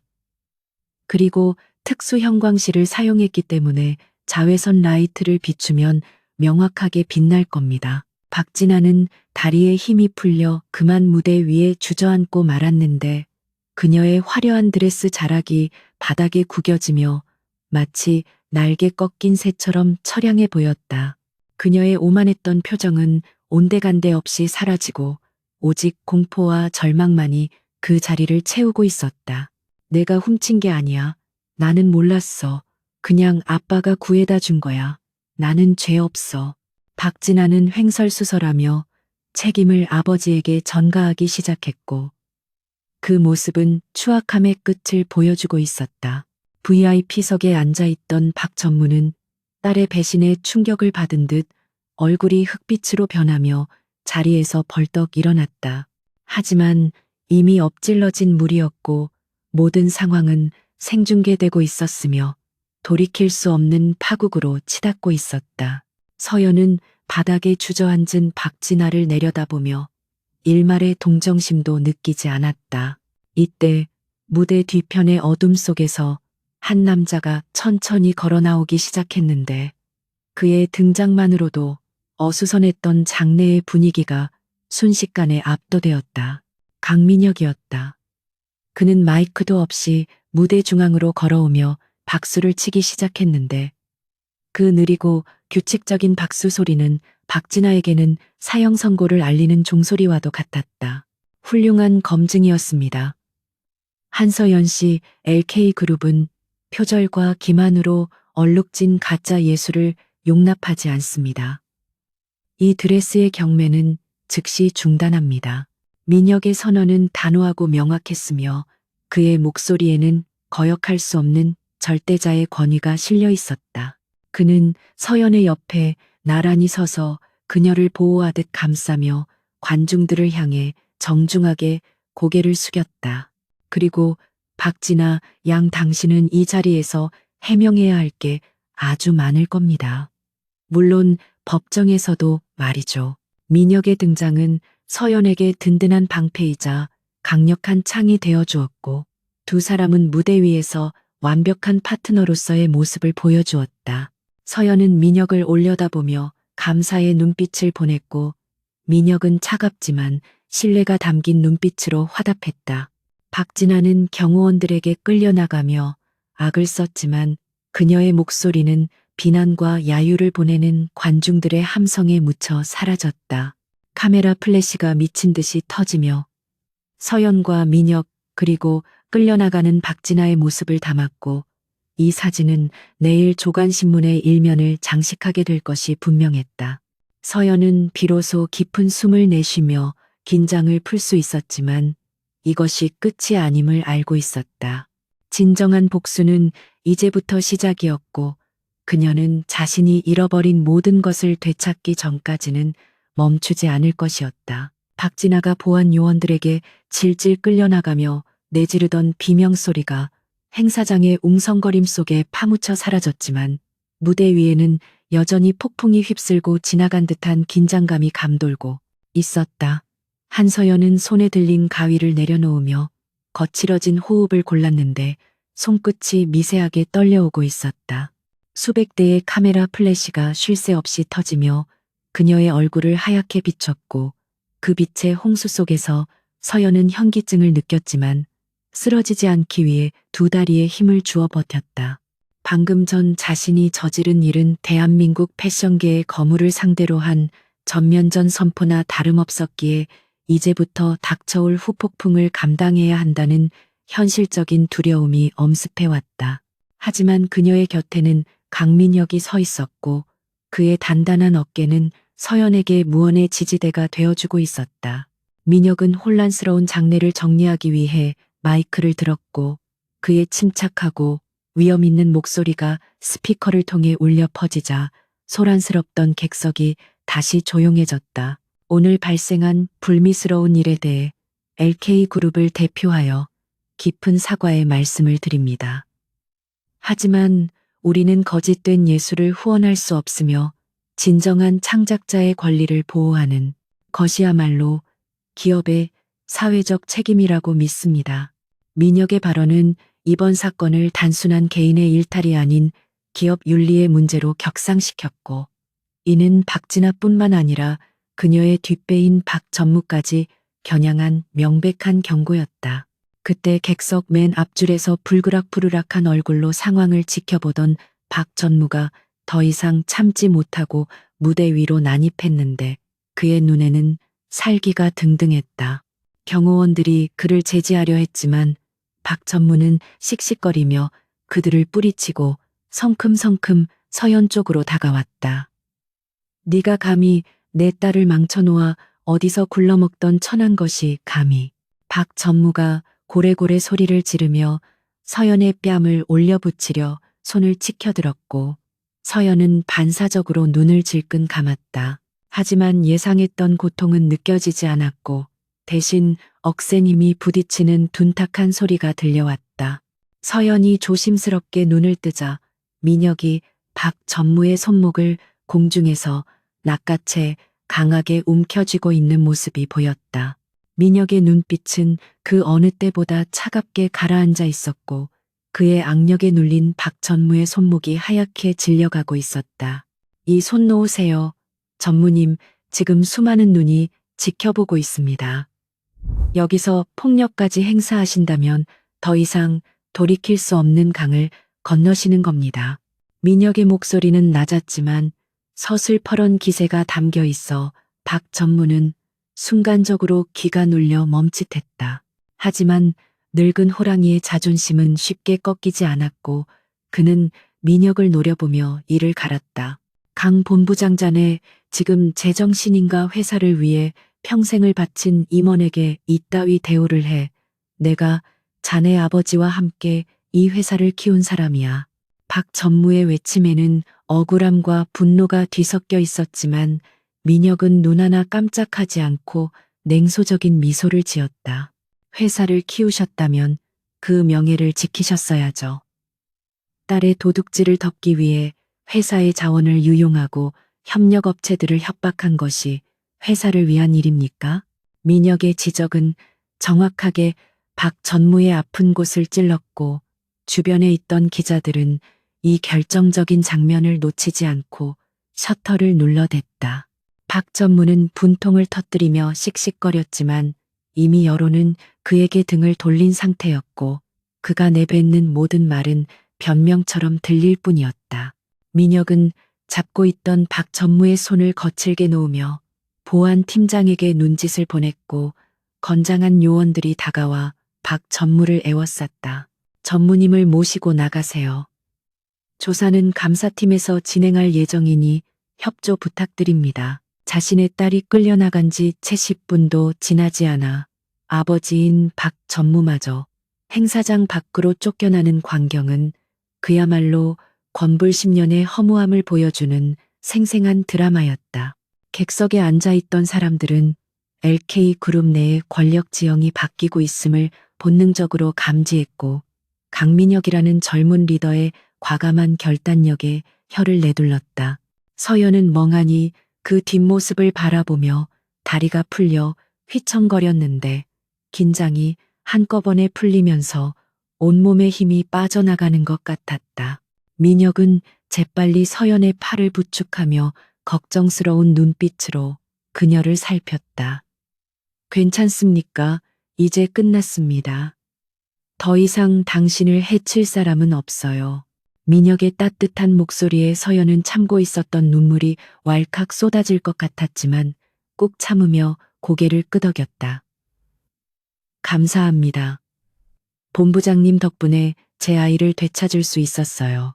서연은 가위로 뜯어낸 드레스 자락을 소중하게 감싸 쥐었는데 비록 옷은 찢어지고 망가졌지만 그녀에게는 그 어떤 명품보다 값진 승리의 전리품이었다. 민혁은 서연을 에스코트하여 무대 뒤편으로 안내했고 쏟아지는 기자들의 질문 세례는 홍보팀 직원들이 막아주었다. 대기실로 돌아온 서연은 소파에 주저앉아 떨리는 손으로 물병을 집어들었지만 뚜껑을 따지 못해 헛돌고 있었다. 민혁이 다가와 자연스럽게 물병을 받아 뚜껑을 따서 건네주었고 서연은 그 물을 벌컥벌컥 마시며 타는 듯한 목갈증을 해소했다. 민혁은 맞은편 의자에 앉아 서연을 물끄러미 바라보았는데 그의 눈빛에는 단순한 호기심을 넘어선 깊은 관심과 존중이 담겨 있었다. 아까 그 모습, 부호 아이디어는 정말 기발하더군요.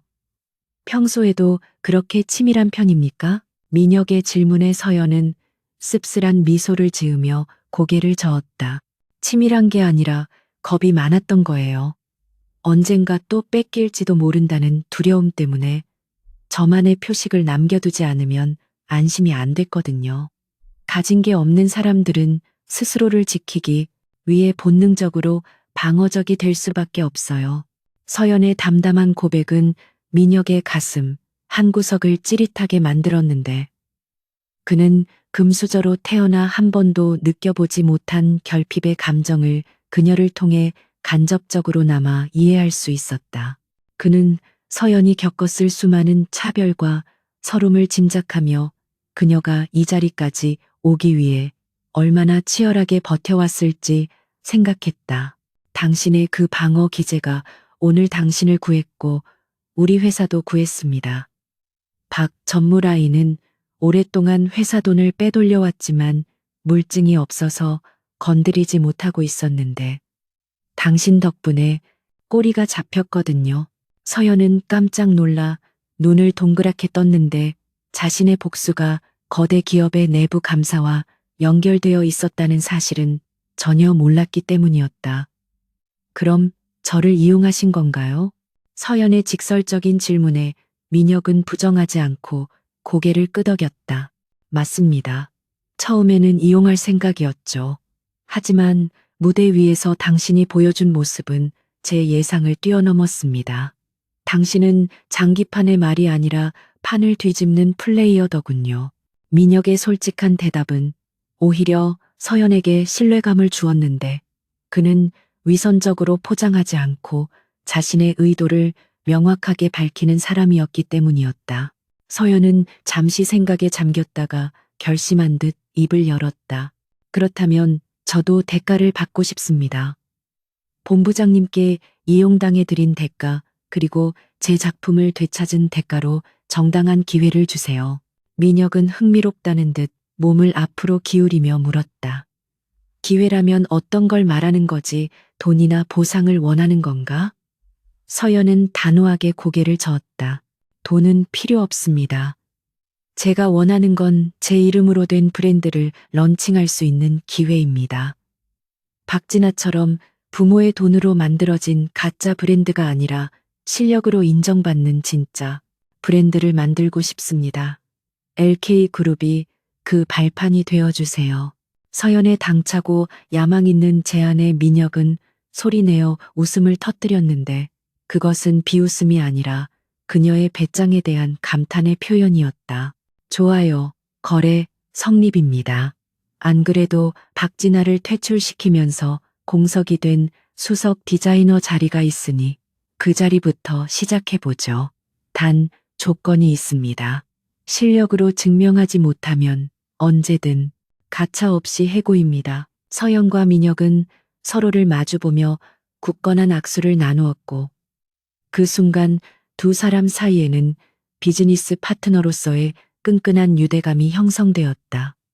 그때 대기실 문을 노크하며 김 실장이 들어왔는데 그의 표정은 상기되어 있었다. 본부장님, 지금 인터넷 반응이 폭발적입니다. 실시간 검색어 1위부터 10위까지 전부 이번 사건으로 도배되었습니다. 여론은 압도적으로 한서연 씨 편입니다. 박진아 씨와 박 전무에 대한 비난 여론이 거세서 주가에는 일시적인 타격이 있겠지만 장기적으로는 기업 이미지 쇄신에 도움이 될 것 같습니다.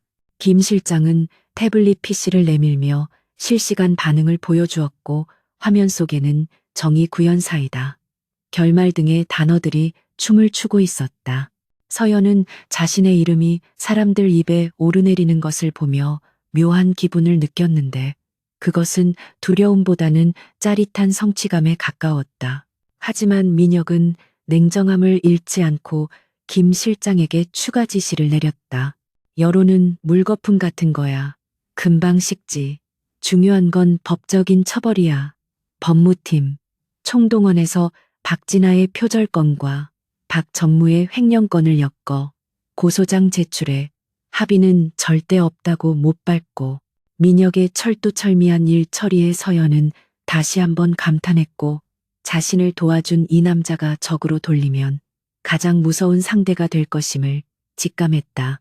서연은 창밖으로 보이는 서울의 야경을 바라보며 깊은 숨을 들이마셨는데 오늘 밤은 그녀의 인생에서 가장 길고도 짧은 밤으로 기억될 것이었다. 어둠 속에 묻혀있던 별이 구름을 뚫고 나와 세상에 빛을 발하듯 서연의 인생도 이제 막 어둠의 터널을 지나 빛을 향해 나아가고 있었다. 파티가 끝나고 대부분의 손님이 돌아간 텅 빈 연회장에는 청소부들이 바닥에 떨어진 꽃잎과 샴페인 잔해들을 치우고 있었다. 민혁은 서연을 자신의 차로 데려다 주겠다고 제안했고 서연은 거절하지 않았다. 최고급 세단의 뒷좌석에 앉은 두 사람 사이에는 편안한 침묵이 흘렀고 창밖으로 스쳐 지나가는 가로등 불빛이 차 안을 규칙적으로 밝혔다. 오늘 정말 수고 많았어. 당신은 오늘 밤의 진짜 주인공이었어. 민혁이 나지막이 건넨 칭찬에 서연은 얼굴을 붉히며 고개를 숙였다. 혼자였다면 절대 못했을 거예요. 본부장님이 믿어주셔서 용기를 낼 수 있었어요. 서연의 진심 어린 말에 민혁의 마음속에서 잔잔한 파동이 일었는데 그는 자신이 누군가에게 이토록 순수한 감사를 받아본 적이 언제였는지 기억이 나지 않았다. 차는 서연의 낡은 옥탑방 앞에 멈춰섰고 화려한 연회장과는 대조적인 초라한 동네 풍경에 운전기사가 힐끔거렸지만 민혁은 전혀 개의치 않았다. 서연은 차에서 내려 민혁에게 정중하게 인사를 건부르고 민혁은 창문을 내리며 그녀를 불렀다. 내일 오전 9시까지 본사로 출근하세요. 계약서 준비해 놓겠습니다. 늦지 마십시오. 한 디자이너님. 민혁이 처음으로 그녀를 아르바이트생이 아닌 디자이너라고 불러주었을 때 서연의 가슴은 벅차오름으로 가득 찼다. 네, 알겠습니다. 본부장님, 내일 뵙겠습니다. 서연은 차가 멀어질 때까지 손을 흔들었고 옥탑방 계단을 올라가는 그녀의 발걸음은 날아갈 듯 가벼웠다. 밤하늘에는 그녀의 드레스에 수놓았던 은하수처럼 수많은 별이 반짝이고 있었고 서연은 그 별들을 보며 다짐했다. 이제는 누군가의 그림자가 아닌 나 자신의 빛으로 세상을 비추겠다고. 하지만 폭풍은 아직 완전히 지나간 것이 아니었다. 박전무는 구치소로 이송되는 차 안에서 변호사에게 전화를 걸어 이를 갈며 소리치고 있었다. 내 비밀 장부를 챙겨 강민혁, 그 애송이가 나를 건드린 걸 후회하게 만들어주겠어. 내가 혼자 죽을 것 같아? 박전무의 눈빛은 복수심으로 이글거리고 있었고 그는 LK그룹을 뒤흔들 수 있는 치명적인 약점을 쥐고 있었다. 어둠 속에서 꿈틀거리는 또 다른 음모가 서연과 민혁의 앞날에 먹구름을 들이우고 있었지만 두 사람은 아직 그 사실을 알지 못했다. 승리의 달콤함에 취해 있는 동안 적들은 더 깊은 어둠 속으로 숨어들어 칼을 갈고 있었고 진정한 싸움은 어쩌면 이제부터가 시작일지도 몰랐다. 서연의 옥탑방 책상 위에 놓인 찢어진 드레스 조각이 달빛을 받아 서늘하게 빛나고 있었다. 다음 날 아침 대한민국은 전례 없는 스캔들로 발칵 뒤집혔는데 모든 언론의 헤드라인은 한서연과 박진아의 이름으로 도배되어 있었다. 천재 디자이너의 추락, 가짜가 훔친 진짜의 영혼 재벌가, 딸의 대국민 사기극 같은 자극적인 제목들이 포털 사이트 메인을 장식했고 소셜미디어는 박진아를 비난하는 댓글로 초토화되었다. 박진아는 자신의 호화로운 펜트하우스 방구석에 처박혀 커튼을 모두 치고 외부와의 접촉을 차단한 채 공포에 떨고 있었다. 그녀의 스마트폰은 밤새 울려댔지만 친구라고 믿었던 사람들은 모두 연락을 끊거나 차단했고 오직 기자들과 비난하는 문자 메시지만이 폭주하고 있었다. 그녀가 자랑스럽게 전시해 두었던 트로피와 상장들은 이제 그녀의 거짓된 삶을 증명하는 흉물스러운 증거물로 전락해 바닥에 내동댕이 쳐져 있었다. 박진아는 자신이 쌓아 올린 모래성이 파도에 휩쓸려 흔적도 없이 사라지는 것을 목격하며 비명을 질렀지만 그 소리를 들어줄 사람은 아무도 없었다. 한편 LK그룹 본사의 최상층 전략기획본부 회의실은 살얼음판 같은 긴장감이 감돌고 있었는데 강민혁은 창밖을 내려다보며 차가운 커피를 들이키고 있었다.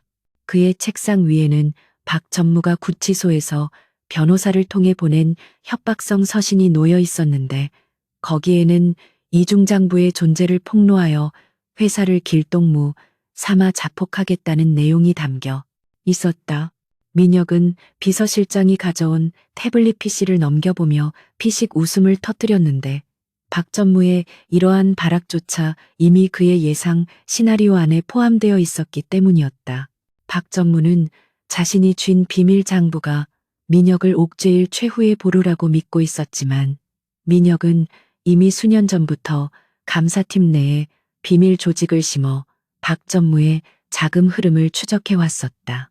박전무가 숨겨둔 해외 페이퍼 컴퍼니의 계좌 내역까지 이미 확보된 상태였기에 그의 협박은 이빨 빠진 호랑이의 포효에 불과했다. 민혁은 인터폰을 눌러 법무팀장을 호출했고 잠시 후 들어온 팀장에게 서류 봉투 하나를 건넸다. 이 자료 검찰에 넘기세요. 박전무가 횡령한 자금이 정치권 로비 자금으로 흘러들어간 정황 증거입니다. 이 정도면 단순 횡령이 아니라 뇌물 공여죄까지 추가될 테니 형량이 2배는 늘어날 겁니다. 민혁의 지시는 냉혹하고 철저했는데 그는 이번 기회에 회사 내부에 뿌리 깊게 밝혀있던 부패 세력을 완전히 도려내기로 작정한 듯했다.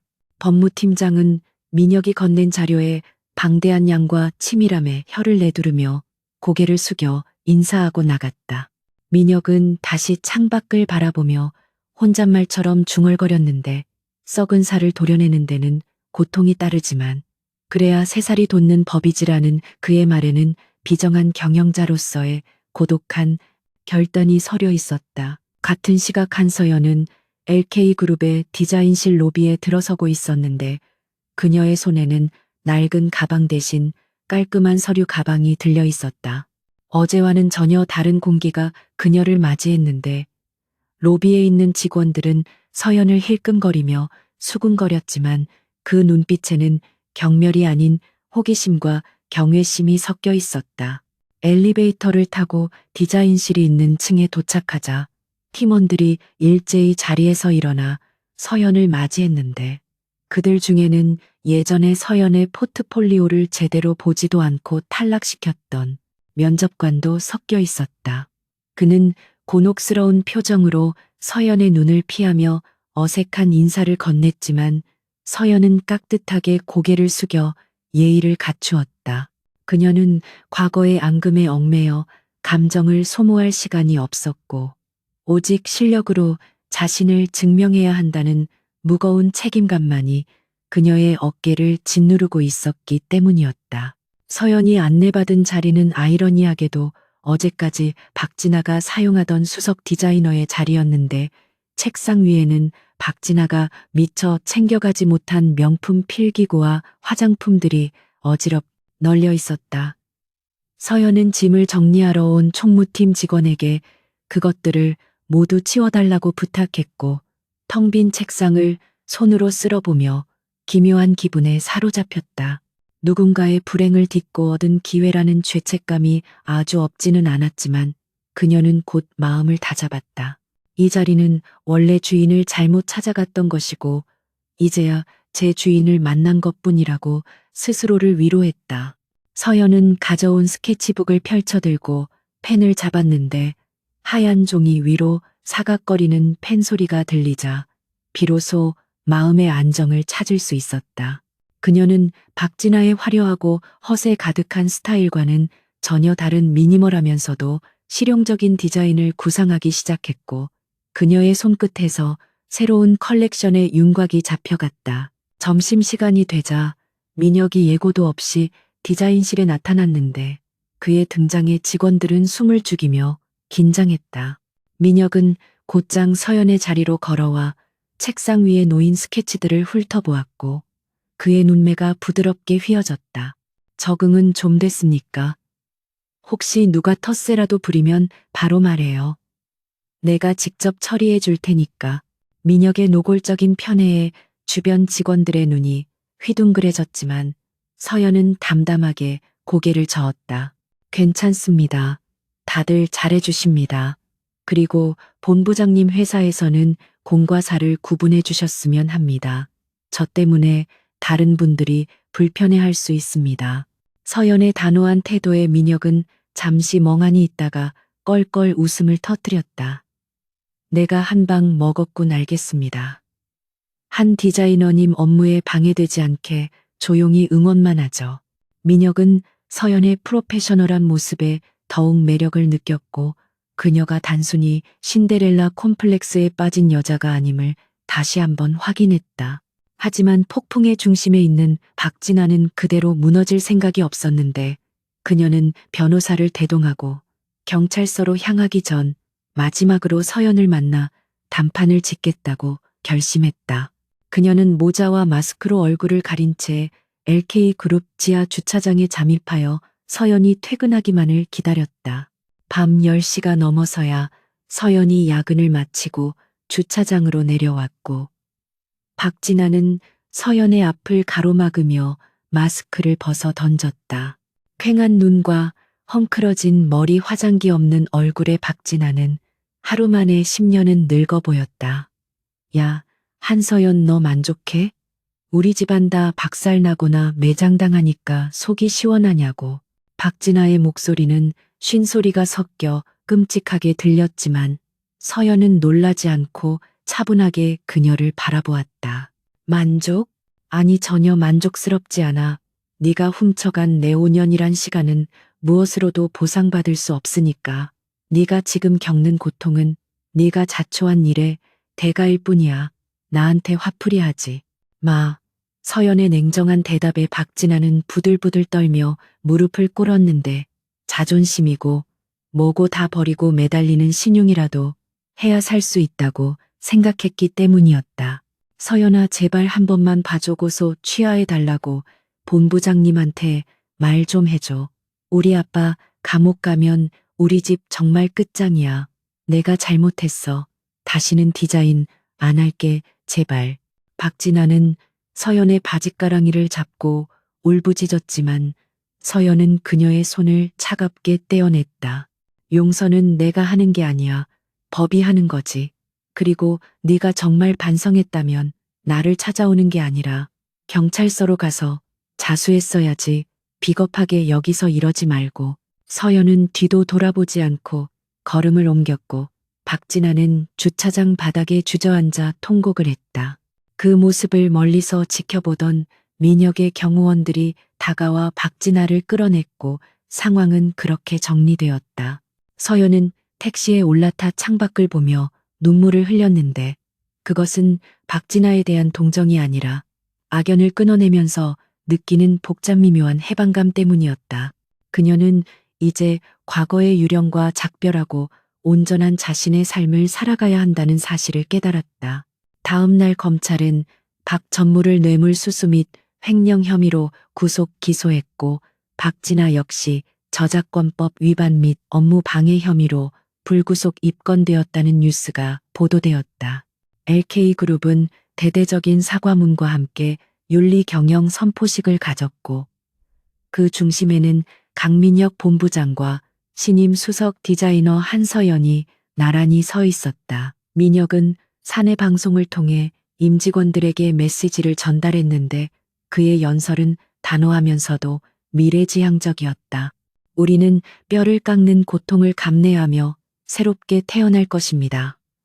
실력과 정직만이 평가받는 문화를 만들겠습니다. 그의 말에 직원들은 박수를 보냈고 회사의 분위기는 빠르게 안정되어 갔다. 서연은 자신의 이름을 건 첫 번째 프로젝트 가면 무도의 컬렉션을 준비하느라 눈코 뜰 새 없이 바쁜 나날을 보냈다. 그녀는 박진아 사건에서 영감을 받아 거짓과 진실빛과 그림자라는 이중적인 테마를 의상에 녹여냈고 이는 패션계의 뜨거운 관심을 불러일으켰다. 민혁은 바쁜 와중에도 틈틈이 디자인실에 들러 서연에게 간식을 챙겨주거나 조언을 건네며 그녀의 든든한 지원군을 자처했다. 어느 날 늦은 밤 서연이 홀로 남아 마네킹에 핀을 꽂고 있을 때 민혁이 커피 2잔을 들고 들어왔다. 아직도 안 갔습니까? 내일이 최종 리허설인데 컨디션 조절해야죠. 민혁의 걱정 어린 잔소리에 서연은 입에 문핀을 빼며 미소를 지었다. 불안해서요. 이번 쇼가 실패하면 사람들이 뭐라고 할지 아니까 더 완벽하고 싶어요.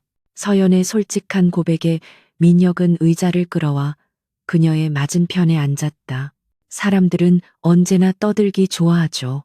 하지만 결과로 보여주면 입을 다물게 되어 있습니다. 당신은 이미 그 능력을 증명했고 나는 내 안목을 믿습니다. 민혁의 눈빛은 흔들림 없이 단단했고 서연은 그 눈빛에서 무한한 신뢰를 느꼈다. 그녀는 용기를 내어 민혁의 손등위에 자신의 손을 조심스럽게 얹었다. 고마워요. 본부장님, 저를 믿어주셔서, 그리고 저를 찾아내주셔서. 두 사람 사이에 따뜻한 기류가 흐르며 묘한 정적이 감돌았는데 민혁은 서연의 손을 맞잡으며 부드럽게 감싸 쥐었다. 나야말로 고맙습니다. 당신 덕분에 나도 잊고 있었던 열정을 되찾았으니까요. 이번 컬렉션이 끝나면 정식으로 데이트 신청해도 될까요? 민혁의 갑작스러운 고백에 서연의 얼굴이 붉게 달아올랐지만 그녀는 피하지 않고 수줍게 고개를 끄덕였다. 네 쇼가 성공적으로 끝나면요. 두 사람은 서로를 바라보며 환하게 웃었고 텅 빈 사무실은 그들의 웃음소리로 따스하게 채워졌다. 하지만 그들의 행복한 순간 뒤로 그림자가 완전히 사라진 것은 아니었다. 구치소 독방에 수감된 박 전무는 면회를 온 정체불명의 남자에게 은밀한 지시를 내리고 있었는데 그의 눈빛은 여전히 도끼로 번들거리고 있었다. 강민혁, 네가 나를 이렇게 만들고 무사할 것 같으냐? 내 마지막 카드는 아직 쓰지도 않았어. 박 전무가 건넨 쪽지에는 의문의 계좌번호와 암호가 적혀 있었고 남자는 쪽지를 주머니에 넣으며 고개를 끄덕이고 사라졌다. 민혁과 서연이 만들어가는 희망찬 미래 뒤편에서 최후의 발악이 준비되고 있었지만 두 사람은 다가오는 폭풍을 모른 채 서로의 온기에 의지하며 잠시나마 평화로운 시간을 보내고 있었다. 내일이면 서연의 이름을 건 첫 패션쇼가 열리는 날이었고 그것은 그녀의 인생 2막을 여는 화려한 축제가 될 것이 분명했다. 서연은 창밖의 달을 보며 기도했다. 부디 이 행복이 깨지지 않기를. 그리고 자신의 진심이 사람들에게 닿기를. 그녀의 기도가 하늘에 닿았는지 구름 사이로 달빛이 쏟아져 내려와 그녀가 만든 드레스를 환하게 비추었다. 다음 날 패션쇼 현장은 시작 전부터 수많은 인파로 북새통을 이루었는데 국내외 유명 인사들은 물론 해외 바이어들까지 참석하여 한서연의 데뷔 무대에 대한 높은 기대감을 보여주었다. 백스테이지는 전쟁터를 방불케 할 정도로 분주했지만 서연은 총사령관처럼 침착하게 모델들의 의상을 체크하고 스태프들을 지휘했다. 민혁은 객석 중앙에 앉아 초조한 마음으로 무대를 바라보고 있었는데 그 역시 이번 쇼의 성공이 그룹의 이미지 회복에 얼마나 중요한지 잘 알고 있었기 때문이었다. 조명이 꺼지고 웅장한 음악과 함께 쇼의 시작을 알리는 영상이 스크린에 투사되자 장내는 숨을 죽였다. 가면을 쓴 모델들이 하나둘 걸어 나오기 시작했고 그들이 입은 의상은 가면 뒤에 숨겨진 인간의 이중성을 드라마틱하게 표현하고 있었다. 관객들은 서연의 독창적인 디자인과 완벽한 디테일에 압도되어 탄성을 자아냈고 쇼가 진행될수록 분위기는 점점 고조되었다. 마지막 피날레 무대에서 서연이 직접 디자인한 웨딩드레스 진실의 거울이 등장하자 객석에서는 기립 박수가 터져 나왔다. 그 드레스는 빛의 각도에 따라 색상이 변하는 특수원단을 사용하여 겉모습에 현혹되지 않는 본질의 아름다움을 형상화한 걸작이었다. 서연이 무대 위로 나와 인사를 하자 쏟아지는 플래시 세례와 함성이 그녀를 감쌌고 민혁은 자리에서 일어나 누구보다 뜨겁게 박수를 보냈다. 서연은 민혁을 바라보며 눈시울을 붉혔고 두 사람의 눈빛이 허공에서 교차하며 서로의 마음을 확인했다. 성공적인 데뷔쇼를 마치고 열린 애프터 파티에서 서연은 주인공으로서 축하를 받느라 정신이 없었지만 그녀의 시선은 계속해서 민혁을 찾고 있었다. 민혁은 파티장 한 구석에서 투자자들과 대화를 나누고 있었는데 그의 표정이 평소와 달리 조금 굳어 있는 것이 보였다. 서연이 다가가려던 순간 민혁의 비서가 급하게 달려와 귓속말을 전했고 민혁의 얼굴이 순식간에 창백해졌다. 무슨 일이 생긴 걸까? 불안한 예감이 서연의 등골을 스치고 지나갔다. 민혁은 서연에게 눈짓으로 잠시만 기다리라는 신호를 보내고 급히 파티장을 빠져나갔고 서연은 샴페인 잔을 든 채 멍하니 그가 사라진 문을 바라보았다. 파티장 밖으로 나온 민혁은 비서가 건넨 태블릿 PC를 확인했는데 거기에는 회사의 기밀 서버가 해킹당해 고객 정보와 핵심 기술 도면이 유출되고 있다는 경고 메시지가 있었다. 이것은 박 전무가 심어둔 최후의 시한폭탄이었던 것이다. 민혁은 주먹으로 벽을 치며 욕설을 내뱉었다. 늙은 여우가 죽으면서까지 발목을 잡는군. 그는 즉시 보안팀을 소집하고 서버를 차단하라고 지시했지만 이미 상당량의 데이터가 암호화되어 해외 서버로 전송된 상태였다. 민혁은 이 사실이 알려지면 회사의 신뢰도가 바닥으로 추락할 것임을 직감했고 서연과의 달콤한 미래를 꿈꾸던 그의 계획에도 치명적인 균열이 생길 수밖에 없었다. 그는 파티장의 화려한 불빛을 뒤로하고 어둠 속으로 걸어 들어갔는데 그의 뒷모습은 거대한 폭풍우 앞에 선 선장처럼 위태로워 보였다. LK그룹 본사지하 깊숙한 곳에 위치한 보안관제센터는 마치 전쟁터와 같은 긴박감이 감돌고 있었고 수십 개의 모니터에서 붉은 경고등이 쉴 새 없이 깜빡이며 시스템 침입을 알리고 있었다. 강민혁은 중앙 통제석에 앉아 실시간으로 전송되는 해킹 로그를 분석하고 있었는데 그의 눈동자는 차갑게 가라앉아 있었지만 이마에는 식은땀이 송골송골 맺혀 있었다.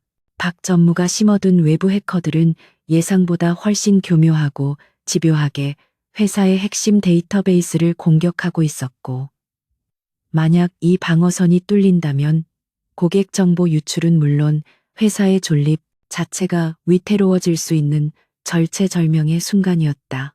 보안 팀장인 최 이사가 다급한 목소리로 방화벽이 뚫리기 직전이라고 보고하자 민혁은 주먹을 꽉 쥐며 결단을 내려야 할 순간이 왔음을 직감했다. 그는 서버의 전원을 강제로 차단하는 물리적 조치 대신 오히려 네트워크 포트를 전면 개방하라는 뜻밖의 지시를 내렸다. 주변에 있던 엔지니어들이 경악하며 민혁을 쳐다보았지만 민혁의 눈빛은 흔들림이 없었고 이는 그가 오랫동안 준비해온 비장의 카드를 꺼내들 시점이 되었음을 의미했다. 민혁은 이미 수개월 전부터 박 전무의 수상한 움직임을 포착하고 그가 최악의 경우 사이버 테러를 감행할 것을 대비해 허니팟이라 불리는 가짜 서버를 구축해 두었던 것이다. 해커들이 지금 필사적으로 뚫고 들어가고 있는 곳은 실제 데이터가 있는 메인 서버가 아니라 민혁이 심어둔 거짓 정보와 추적 프로그램이 깔린 함정이었다. 민혁은 해커들이 가짜 데이터에 정신이 팔려 있는 동안 그들의 IP 주소와 위치를 역추적하기 시작했고 모니터 화면에는 세계 지도가 펼쳐지며 해커들의 은신처가 하나둘씩 붉은 점으로 표시되기 시작했다. 민혁의 예상대로 해커들의 신호는 동남아시아의 한 불법 도박 사이트 운영 서버를 경유하고 있었고 그 배후에는 박 전무가 빼돌린 비자금 계좌와 연결된 흔적이 고스란히 드러났다. 민혁은 즉시 이 정보를 경찰청 사이버 수사대와 인터폴에 넘겼고, 동시에 해커들의 컴퓨터에 역바이러스를 침투시켜 그들의 시스템을 마비시켜버렸다. 모니터에 붉은 경고등이 하나둘 꺼지고 시스템이 정상화되자 관제센터 안에는 안도의 한숨과 함께 우레와 같은 환호성이 터져나왔다. 민혁은 의자 깊숙이 몸을 기대며 긴장을 풀었는데 그의 손은 미세하게 떨리고 있었고, 이는 그가 느꼈던 압박감이 얼마나 거대했는지를 보여주는 증거였다. 그는 이 승리가 단순히 기술적인 방어가 아니라 박 전무와의 지루했던 전쟁을 끝내는 종지부임을 알았다. 위기 상황이 정리되자 민혁은 지친 몸을 이끌고 로비로 내려왔는데 텅 빈 로비의 소파에 익숙한 실루엣이 앉아 있는 것을 발견하고 걸음을 멈췄다. 한서연이었다. 그녀는 애프터 파티가 끝난 후에도 집에 가지 않고 민혁을 기다리고 있었던 것인데, 화려한 드레스 위에 민혁의 재킷을 걸친 채 쪽잠이 든 그녀의 모습은 처연하면서도 아름다웠다. 민혁이 다가가는 인기척에 서연이 눈을 비비며 일어났고, 민혁의 지친 얼굴을 보자마자 걱정스러운 표정으로 달려와 그의 팔을 잡았다. 무슨 일이 있었던 거예요? 연락도 안 되고 너무 걱정했잖아요. 서연의 목소리에는 진심 어린 염려가 묻어 있었고, 민혁은 그 온기에 얼어붙었던 마음이 사르르 녹아내리는 것을 느꼈다. 민혁은 서연을 와락 껴안으며 그녀의 머리카락에 얼굴을 묻었는데, 그의 행동은 평소의 냉철한 모습과는 전혀 다른 아이 같은 투정에 가까웠다. 미안해요. 많이 기다렸죠. 이제 다 해결됐습니다. 늙은 여우의 마지막 발악까지 완벽하게 제압했으니까요. 민혁의 심장 박동이 서연의 가슴에 전해져 왔고, 서연은 말없이 그의 등을 토닥이며 그가 겪었을 고독한 싸움을 위로해 주었다. 두 사람은 아무 말 없이 서로의 체온을 나누며 새벽이 밝아오는 창밖을 바라보았고, 그 순간 그들은 비즈니스 파트너를 넘어 생애 동반자로서 서로를 깊이 받아들이게 되었다. 민혁은 서연에게 나지막이 속삭였다. 당신이 있어서 버틸 수 있었어. 내 곁에 있어줘서 고마워. 며칠 후 뉴스는 박 전무의 추가 범죄 사실과 해킹 사주 혐의가 밝혀졌다는 소식을 대대적으로 보도했는데, 이로 인해 박 전무는 가석방 없는 무기징역에 가까운 중형을 선고받게 되었다. 감옥 안에서 텔레비전을 통해 자신의 몰락을 지켜보던 박 전무는 울분을 토하다가 쓰러져 병동으로 이송되었고, 그는 이제 권력의 정점이 아닌 차가운 철창 안에서 남은 생을 후회 속에 보내야만 했다. 한편 박진아는 모든 재산을 압류당하고 빚더미에 앉게 되었는데, 그녀는 생활비를 벌기 위해 이름 모를 지방의 봉제 공장에서 시다발이 일을 하며 하루하루를 연명하고 있었다. 화려한 네일아트를 받던 그녀의 손은 거칠어졌고, 명품으로 치장하던 몸은 낡은 작업복에 감싸여 있었지만, 아무도 그녀가 한때 대한민국 패션계를 떠들썩하게 했던 박진아임을 알아보지 못했다. 계절이 바뀌어 다시 겨울이 찾아왔고, 거리는 크리스마스 장식으로 화려하게 빛나고 있었다. LK그룹의 쇼윈도에는 한서연이 디자인한 겨울 컬렉션이 메인으로 전시되어 있었는데, 진실이라는 주제로 만들어진 코트와 드레스는 연일 맺은 행렬을 기록하며 날개 돋친 듯 팔려나갔다. 서연은 이제 명실상부한 대한민국 최고의 디자이너로 자리 잡았고, 그녀의 이름은 브랜드 그 자체가 되어 전 세계적인 주목을 받고 있었다. 그녀는 더 이상 옥탑방에 살지 않았지만 초심을 잃지 않기 위해 작업실 한 구석에 낡은 재봉틀을 두고 틈틈이 그곳에서 영감을 얻곤 했다. 성공은 그녀에게 부와 명예를 가져다 주었지만, 그녀를 가장 빛나게 하는 것은 여전히 옷에 대한 순수한 열정과 진정성이었다. 크리스마스 이브 날 저녁, 민혁은 서연을 위해 남산이 내려다 보이는 최고급 레스토랑을 통째로 예약했는데, 그곳은 두 사람이 처음으로 진지한 대화를 나누었던 장소이기도 했다. 촛불이 은은하게 밝혀진 테이블 위에는 서연이 좋아하는 꽃들이 장식되어 있었고 창밖으로는 서울의 야경이 보석처럼 반짝이고 있었다. 민혁은 서연에게 와인을 따라주며 부드러운 미소를 지었는데 1년 전 차갑고 날카로웠던 그의 인상은 이제 사랑에 빠진 남자의 따뜻함으로 바뀌어 있었다. 1년 전 오늘 기억납니까? 당신이 도둑맞은 드레스를 찾기 위해 가위를 들고 무대에 섰던 날 말이죠. 민혁의 회상에 서연은 수줍게 웃으며 고개를 끄덕였다. 어떻게 있겠어요? 그날 본부장님이 나타나지 않았다면 저는 아마 지금쯤 패션계를 떠나 있었을지도 몰라요. 민혁은 고개를 저으며 서연의 손을 잡았다. 아니, 당신은 어떻게든 스스로 일어났을 겁니다. 당신은 내가 아는 사람 중에 가장 강하고 아름다운 내면을 가진 사람이니까요. 나는 그저 당신이 빛날 수 있도록 거울을 닦아준 것뿐입니다. 민혁의 말은 서연의 가슴을 울렸고 그녀는 눈시울이 뜨거워짐을 느꼈다.